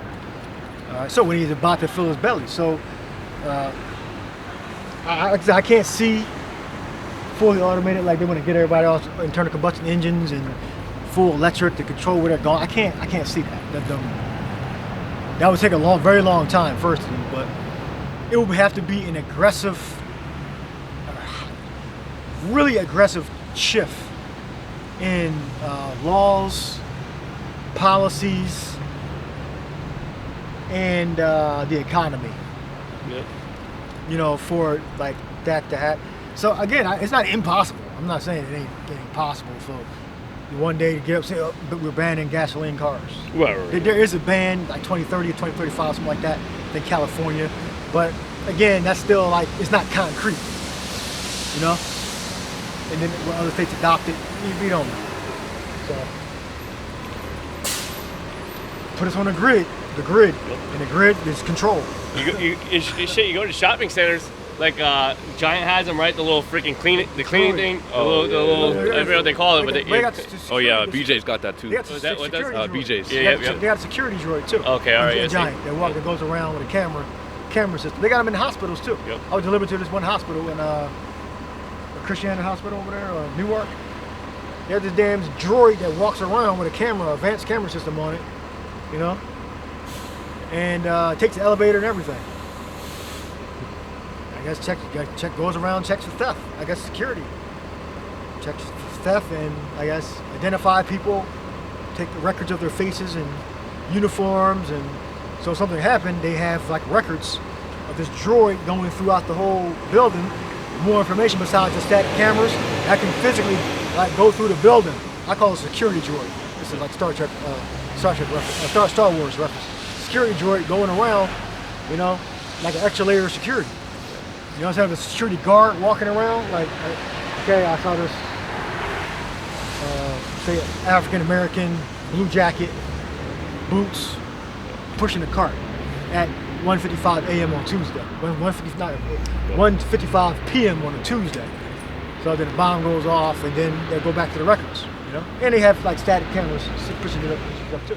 If I just got to add to Brother's point, like a lot of like these robotics and the fully automated warehouse and stuff, it's not necessarily to replace all humans, but it's definitely to make things more efficient and make it to where you need less humans to do the job, right? You know what I mean? Instead of doing a team lift with 4 people, you just use a robot and then do this stuff, right? So we had like in one of the warehouse, we had this like suction cup thing to suction cup some of the heavier stuff and put it in the boxes, and that way it really didn't rely too much on the strain of just employees, right? So you had this suction cup thing would pick it up, drop it in the box. You would tape up the box, whatever, and it was supposed to be more efficient. So you're working hand in hand with robots, which like in turn, you can then do more with less. And that's what it's all about.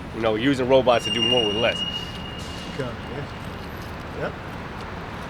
So yeah, if Esau never get to the automated stage, he doesn't necessarily have to. Right. Yeah. He don't have to. Because the prophecy is that when we see the signs of the different wars and the microchip. Yep. All right.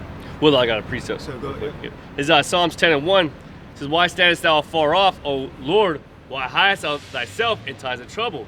The wicked in his pride doth persecute the poor. Let them be taken in the devices that they have imagined." Yeah, let them be taken. Yep. And that's what they're going to be doing. They're going to be taken in the devices that they have imagined. We know one of the devices is nuclear weapons. Yep. There you go. Surveillance system. Yep. They're going to be turned against them. All right. Who created the coals that burn in the furnace? The weapon. Yep. And after they create them, they got a penalty for creating them. Exactly. And using them. Yep. Against the Lord's elect, or against the earth. Yep. Against nature.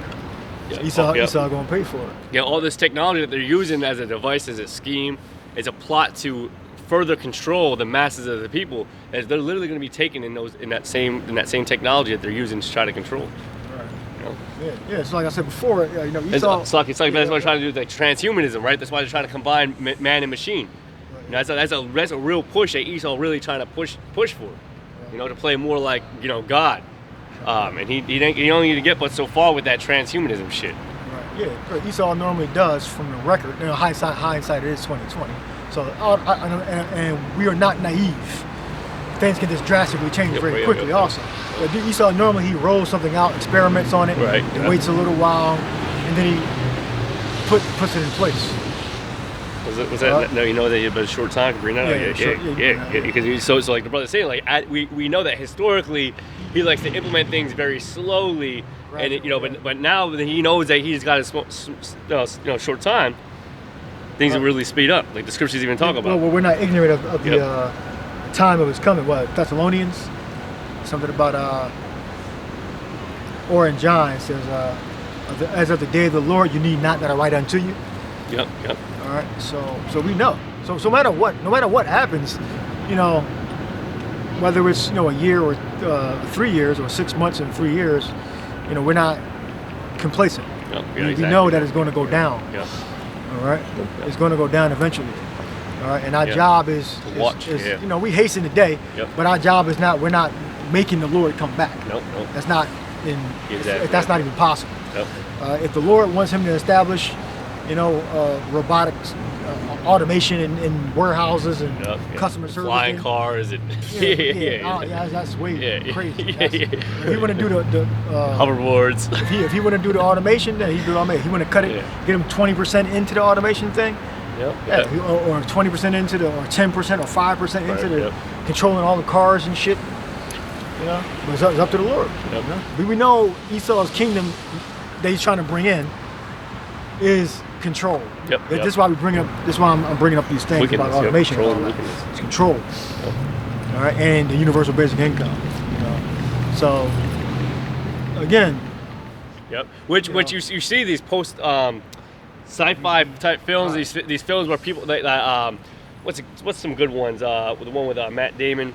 Elysium, right? Where they show you that really the people that really benefit from the technology is the elites, and then the poor people are just with the dreads of the the technology, and they're really fucking barely surviving and stuff, But like it goes to show you that really like Esau's mind is to really catapult this technology for the elite's sake, and then Jake is just kind of by the wayside. Where humanity's kept at a very small number, and he's got control over everything. The elite's sake, Making the warehouse more efficient is for the elite's sake. They're gonna lower the prices because they got new robots. They normally increase prices when they implement new technology. Exactly. Yeah, it's more money. It's more on their bottom dollar. They're not gonna be making money immediately. Once they replace 5 people with 1 robot, let's use that number. That's gonna cost some money. It's gonna cost them like $100,000 or some shit. And they're paying a guy less than $100,000 anyway, so they're gonna be taking a loss, but to eventually make more money later, if my math is correct. All right. You want to bring something out? You know Yeah, I got a precept. I got Revelation 12. I can bring it up real quick. Therefore, ye heavens, this is Revelation 12 and 12. It says, therefore rejoice, ye heavens, and ye that dwell in them. Woe to the inhabitants of the earth and of the sea. For the devil is come down unto you, having great wrath, because he knoweth that he hath but a short time. Yeah, God. It's coming down, man. Yeah, so Esau, he's going to increase his things. You know, in his short time could be 6 months, could be a couple of years. We don't know, but we know that every stage that Esau brings out, every phase, it's a new phase. Like this thing with the ice and the Bitcoin. That started 20 years ago. Right? Look up how old is Bitcoin or digital currencies. How old is? Let's say Bitcoin. Yeah, well, Bitcoin's one of the majority ones. Let's say Bitcoin. That was a 20-year damn plan, and it's just really getting the last couple of years. Now everybody is fucking expert now, but when it wasn't popular, it was no. Well, I guess YouTube and all that helped out too, but yeah, that's a 20-year plan. Now, I don't think we're gonna be here for another 20 years, but that's just an example of it'll bring an idea will pop up, and then Esau experiment and take advantage of the technology at an appropriate time. Bitcoin was the first established cryptocurrency. What year? It was an open source software in 2009. That's when cryptocurrency was first released as an open source software. 16 years or something like that? Or? Which is crazy because I think when it was, the crypto, let's see, I'm trying to see when it first came out because like, there's always like that, had you invested back in 2010, $1,000, how much more you'd have. I think you'd be like a millionaire by a long shot if you would have just put 1,000 into crypto, into Bitcoin specifically. So now, as of 2023, there's over 25,000 cryptocurrencies in the marketplace. So it's a cryptocurrency. Then that's it's a precursor to a digital currency, central bank digital currency, which is a digital currency controlled by the organization or company that's has been given the task of printing your government's currency, your whatever system you have set up in your country. In America, we have the Federal Reserve System.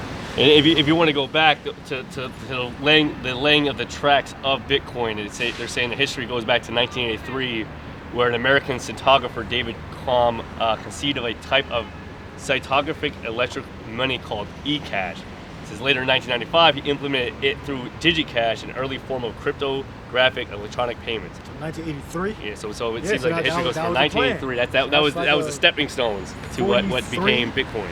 43-year plan. So we know Esau playing stuff out. So the thing is, Scripture said we see through a glass darkly.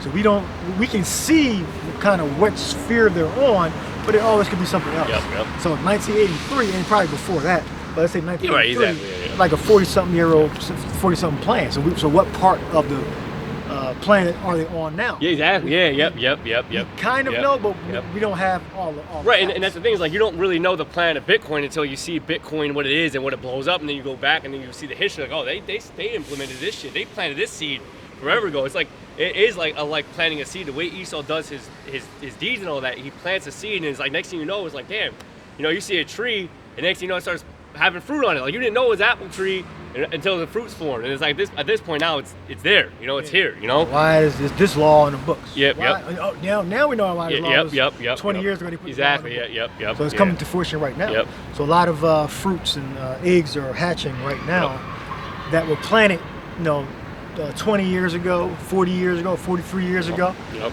So when we're at the last time, we believe we are at the end. It's just the exact date we don't know. It's not for us to know anyway. Yep. Our job is to, as we get the prophecies, bring them out. Yep. Which that's how the devil does, man. Like you see when he attacks it, it's quick, And it says like, right? Doesn't that say? He says that when the morning is light, he practices it. He thinks about it continually. How we can do wickedness and how we can do these devices and stuff like that. He continually thinks about it. Get those two precepts. Who works in the dark. Yep. And we're not ignorant of Satan's devices. Yes. There you go. I can read that again. That's Psalm 10 too. I can read it again. Yeah. That's what I was just saying. This is Psalms 10 and 2. Salaki. Yeah, Esau, man, we can see you, okay? The important thing is that, we're prisoners of hope. That's the grand prison. That's it. Yep. Prisoners hope. Yeah, he got it. Yep. And Psalm 10:2 says, "The wicked in his pride doth persecute the poor. Let them be taken in the device that they've imagined. For the wicked boast of his heart's desire, and blessed the covetous whom the Lord abhorreth." Damn, the wicked through the pride of his countenance will not seek after the Most High. The Most High is not in all his thoughts.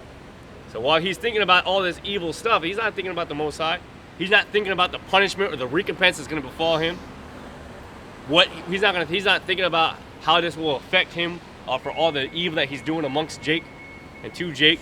All he cares about is the end goal, the control, the manipulation, the where he's gonna be at, where he thinks he'll be at on the throne of glory. That's what he thinks. He thinks he's what he says, that he sitteth upon high, thinking himself to be God.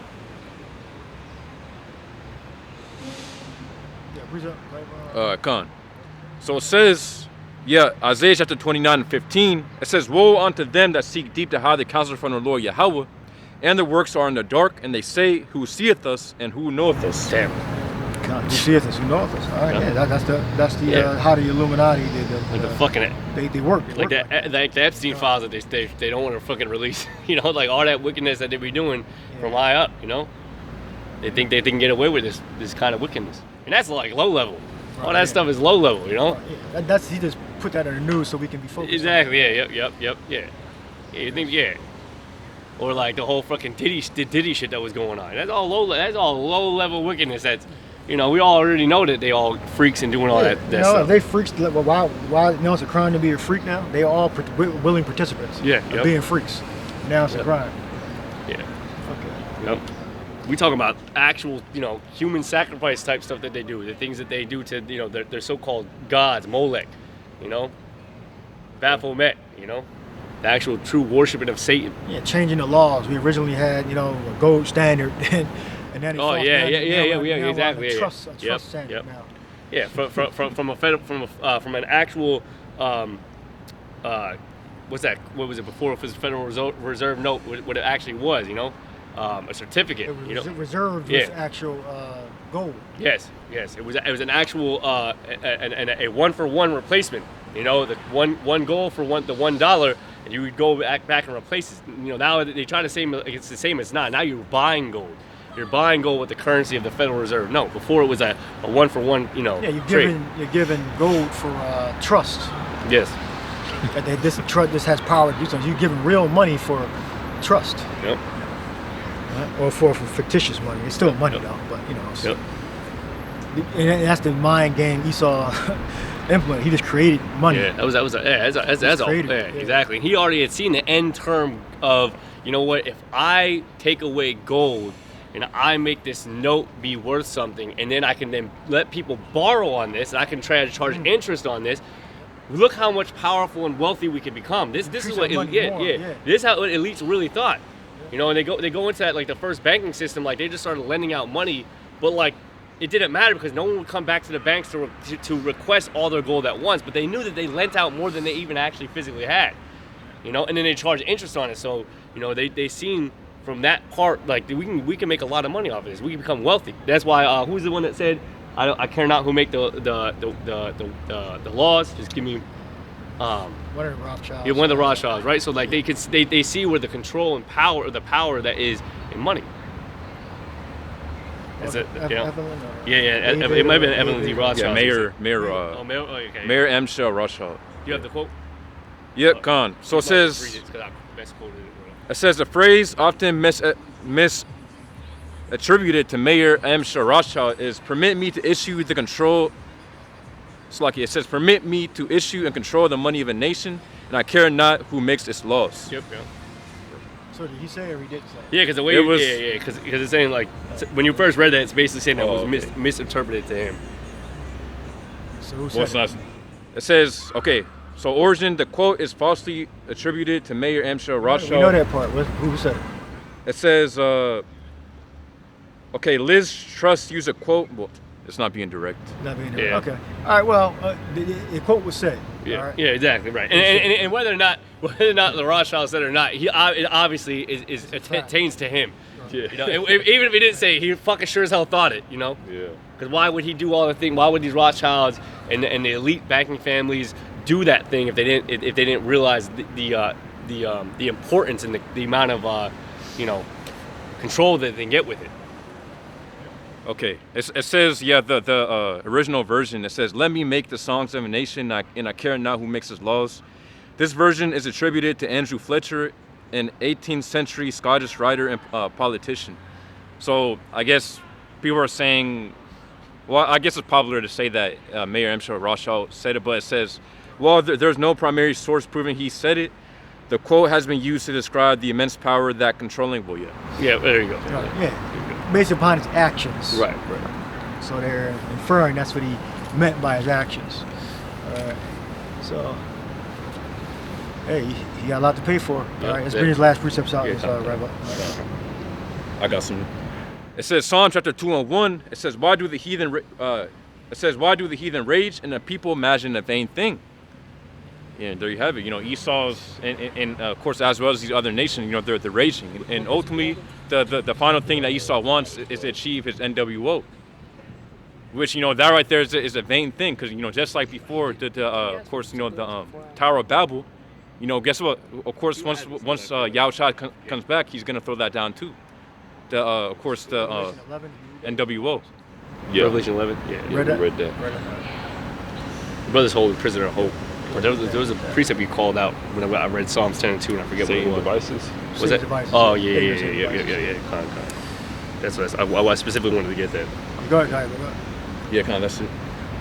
Yeah, so, you know, Esau, read again what you just read. Gone. It says, Psalm chapter 2 and 1, why do the heathen rage and the people imagine a vain thing? Kings of the earth, yeah. Yeah, it's talking about Israelites too, but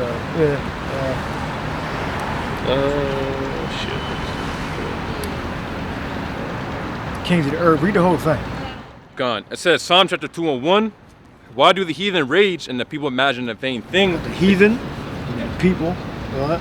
The kings of the earth set themselves, and the rulers take counsel together against the Lord Yahweh and against his anointed, saying, let us break their bands asunder and cast away their cords from us. It says, he that sitteth in the heavens shall laugh, the Lord shall have them in derision. It says, then shall he speak unto them in his wrath and vex them in his sore displeasure. We was also talking about Yahushua and the disciples also.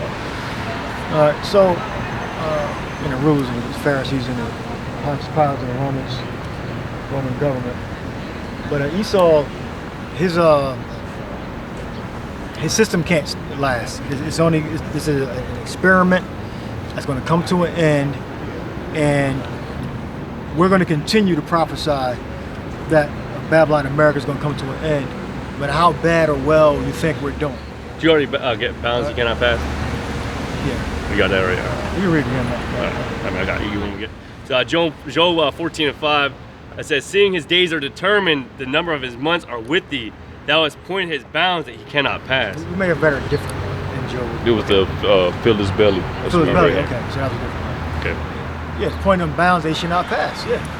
So look, whatever technology he'll reach. He'll reach. You know? Mm-hmm. It doesn't matter if it's no automation or 10% or 2% or 50%. All right, we're still going to prophesy as the events come to pass. All right, we're on the Lord's timetable. All right, next precept.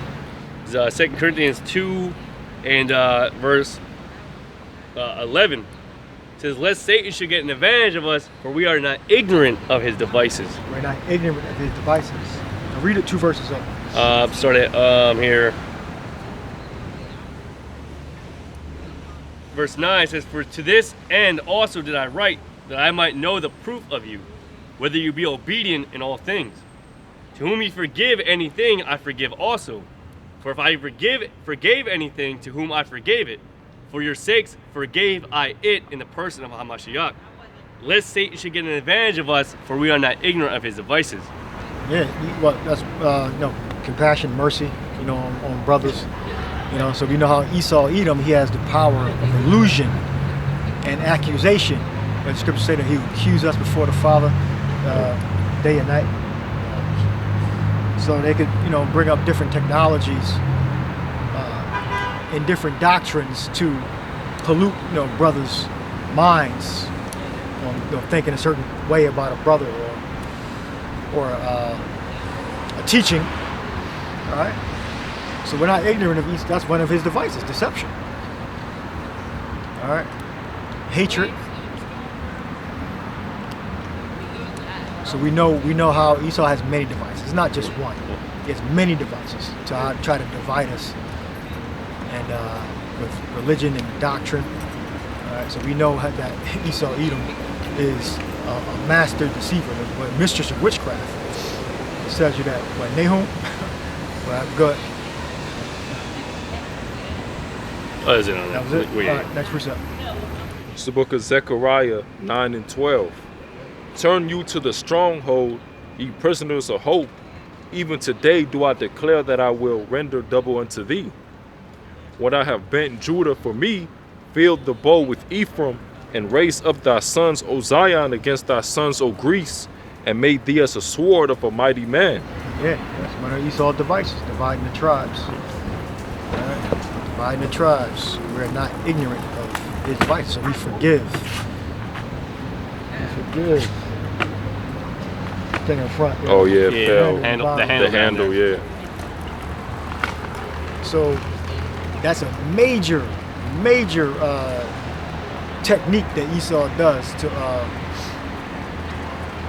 to divide the tribes, to keep the tribes ignorant and to believe that we're a different race, we're different culture. Yeah, exactly. Yep. So that's one of his main devices, man. Read those two verses again.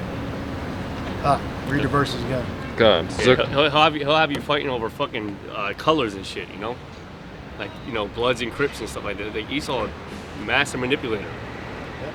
Have you fighting your brother and y'all the same, fight, the Spanish brothers fighting over each other like they ain't brothers. Zechariah 9 and 12. Turn you to the stronghold, ye prisoners of hope. Even today do I declare that I will render double unto thee. When I have bent Judah for me, filled the bow with Ephraim, and raised up thy sons, O Zion, against thy sons, O Greece, and made thee as a sword of a mighty man. And by this time, when Zechariah, right? God, yep.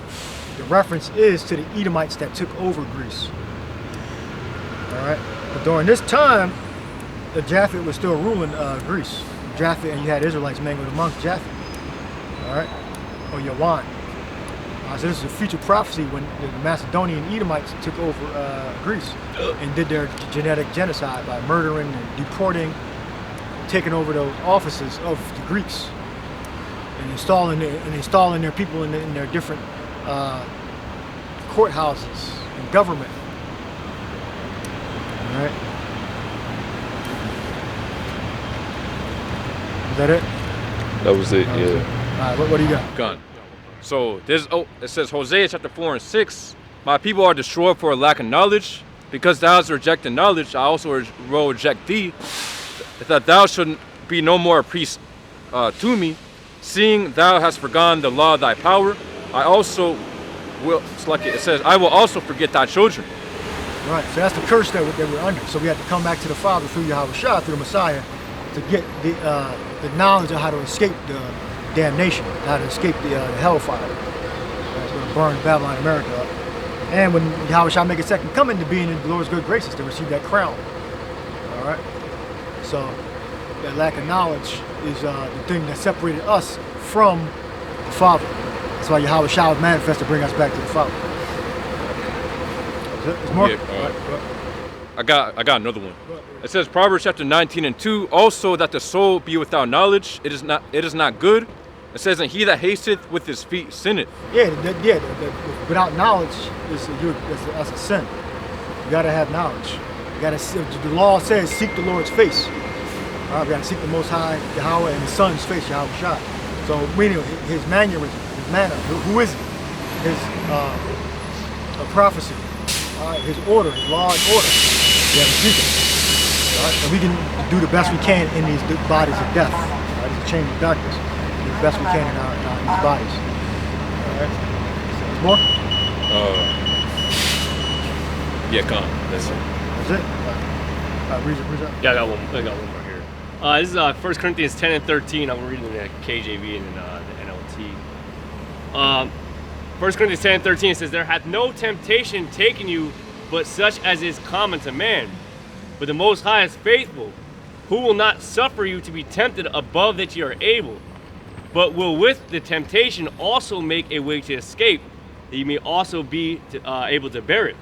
And we're kind of going into like the Esau's devices and his schemes. We know that we went to the hour of temptation, being that micro C hip and all that, being that final temptation of your integrity, and that the ultimate sin, right? Being that the mark of the beast, right? The Lord that's a temptation that's going to befall the whole world, all right? But there's the elect men that are not going to befall that temptation, all right? And there's no temptation that not a specific man has been tempted with only or solely. All right, so this is NLT. The NLT that says the temptation in your life are no different from what others experience, and the Most High is faithful. He will not allow the temptation to be more than you can stand. When you are tempted, He will show you a way out so you can endure. So there you go. As long as you believe and trust in Yahweh Shem Shai, with those temptations arise, being that main temptation, being that micro C hip, the Lord is going to give you a way out of it, whether it be even being faced with death. You know. So that's all I got in that. All right. Yeah. Any the facts on the automation? Just go look that up. But the we're moving into a different phase. All right. There's multiple things at work at one time, not just one thing. The technology, the laws, the financial system. It's going to move to more of a controlled state where the corporations and the government give you less room to do what you want, and there's going to be less jobs in that field. So I can see that being a crisis if this automation thing take over. That's going to be a crisis. Mm-hmm. Everybody can't work on the machines. Everybody can't be a damn programmer. Yep. So there's going to be some type of UBI. It has to be. The economy is not going to be able to hold all these people. Maybe that's why they did the biological thing to reduce the population. Yep, exactly. They might do it again. Then, like the brother's saying, like that's really going to help depopulize things, because there's only going to be a certain benefit to people that are rich and that already have money, because anybody who's using them jobs to survive, they're then going to fall by the wasteland trying to find jobs. They're going to be poor. They're going to be destitute. They're going to eventually just die. Right. They're going to become no more.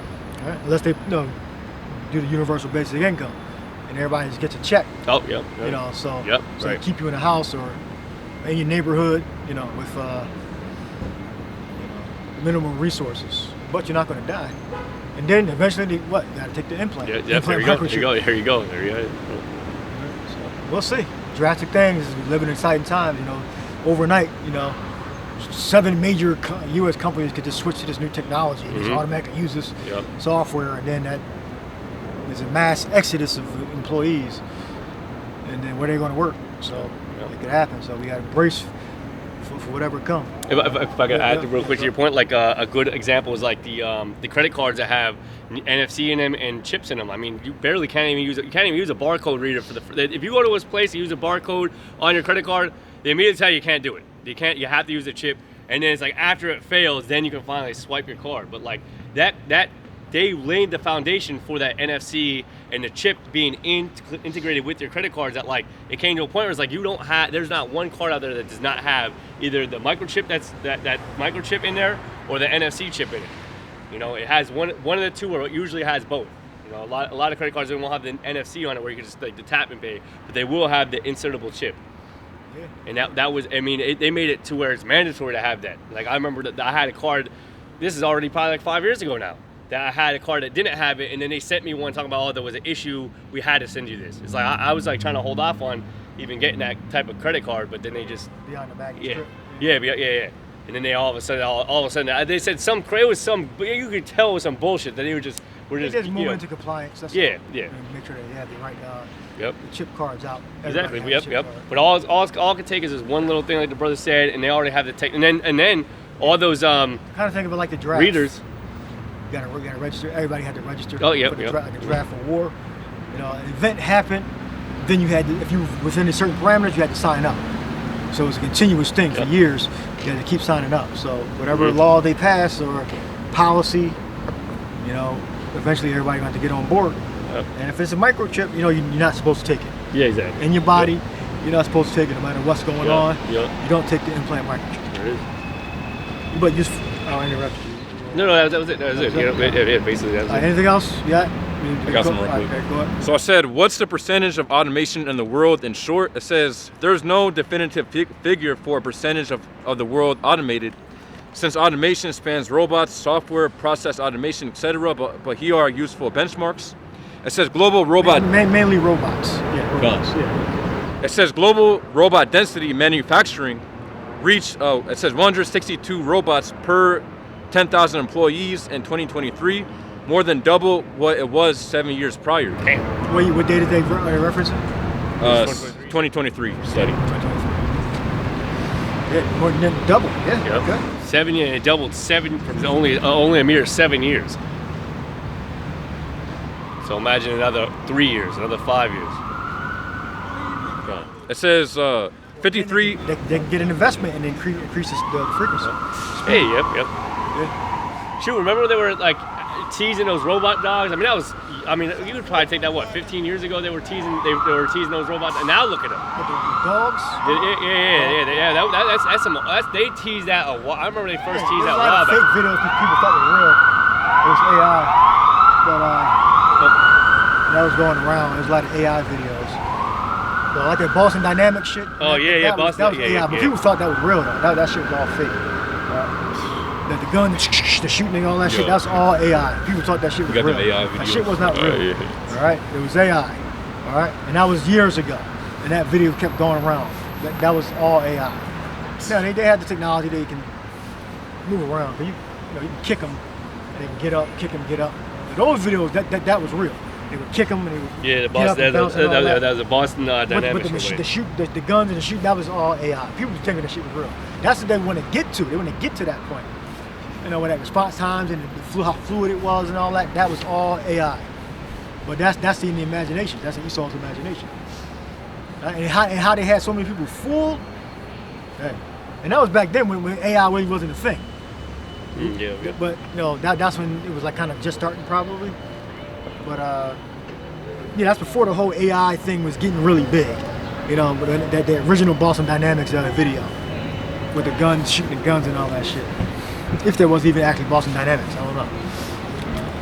But that was interesting. But that's what they want to get. They want to get to that point when they patrol the neighborhoods. We're here to keep you safe and all that shit. Terminator 1, Terminator 2.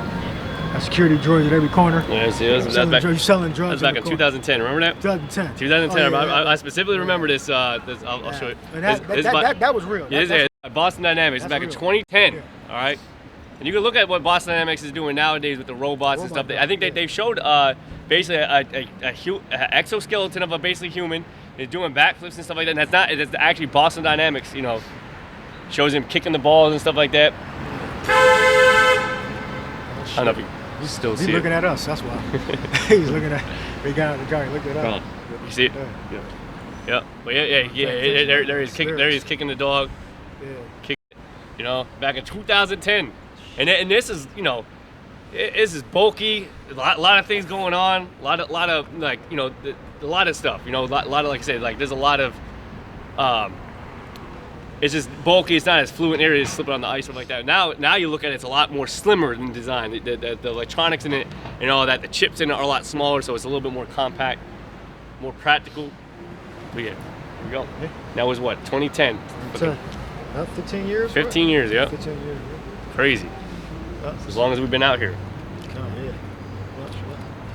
Yep, and that was a big thing back then. It's about the security droids and the Black Mirror episode came out. Yep. There you go. Yep, Robot yep, dog yep, and everything.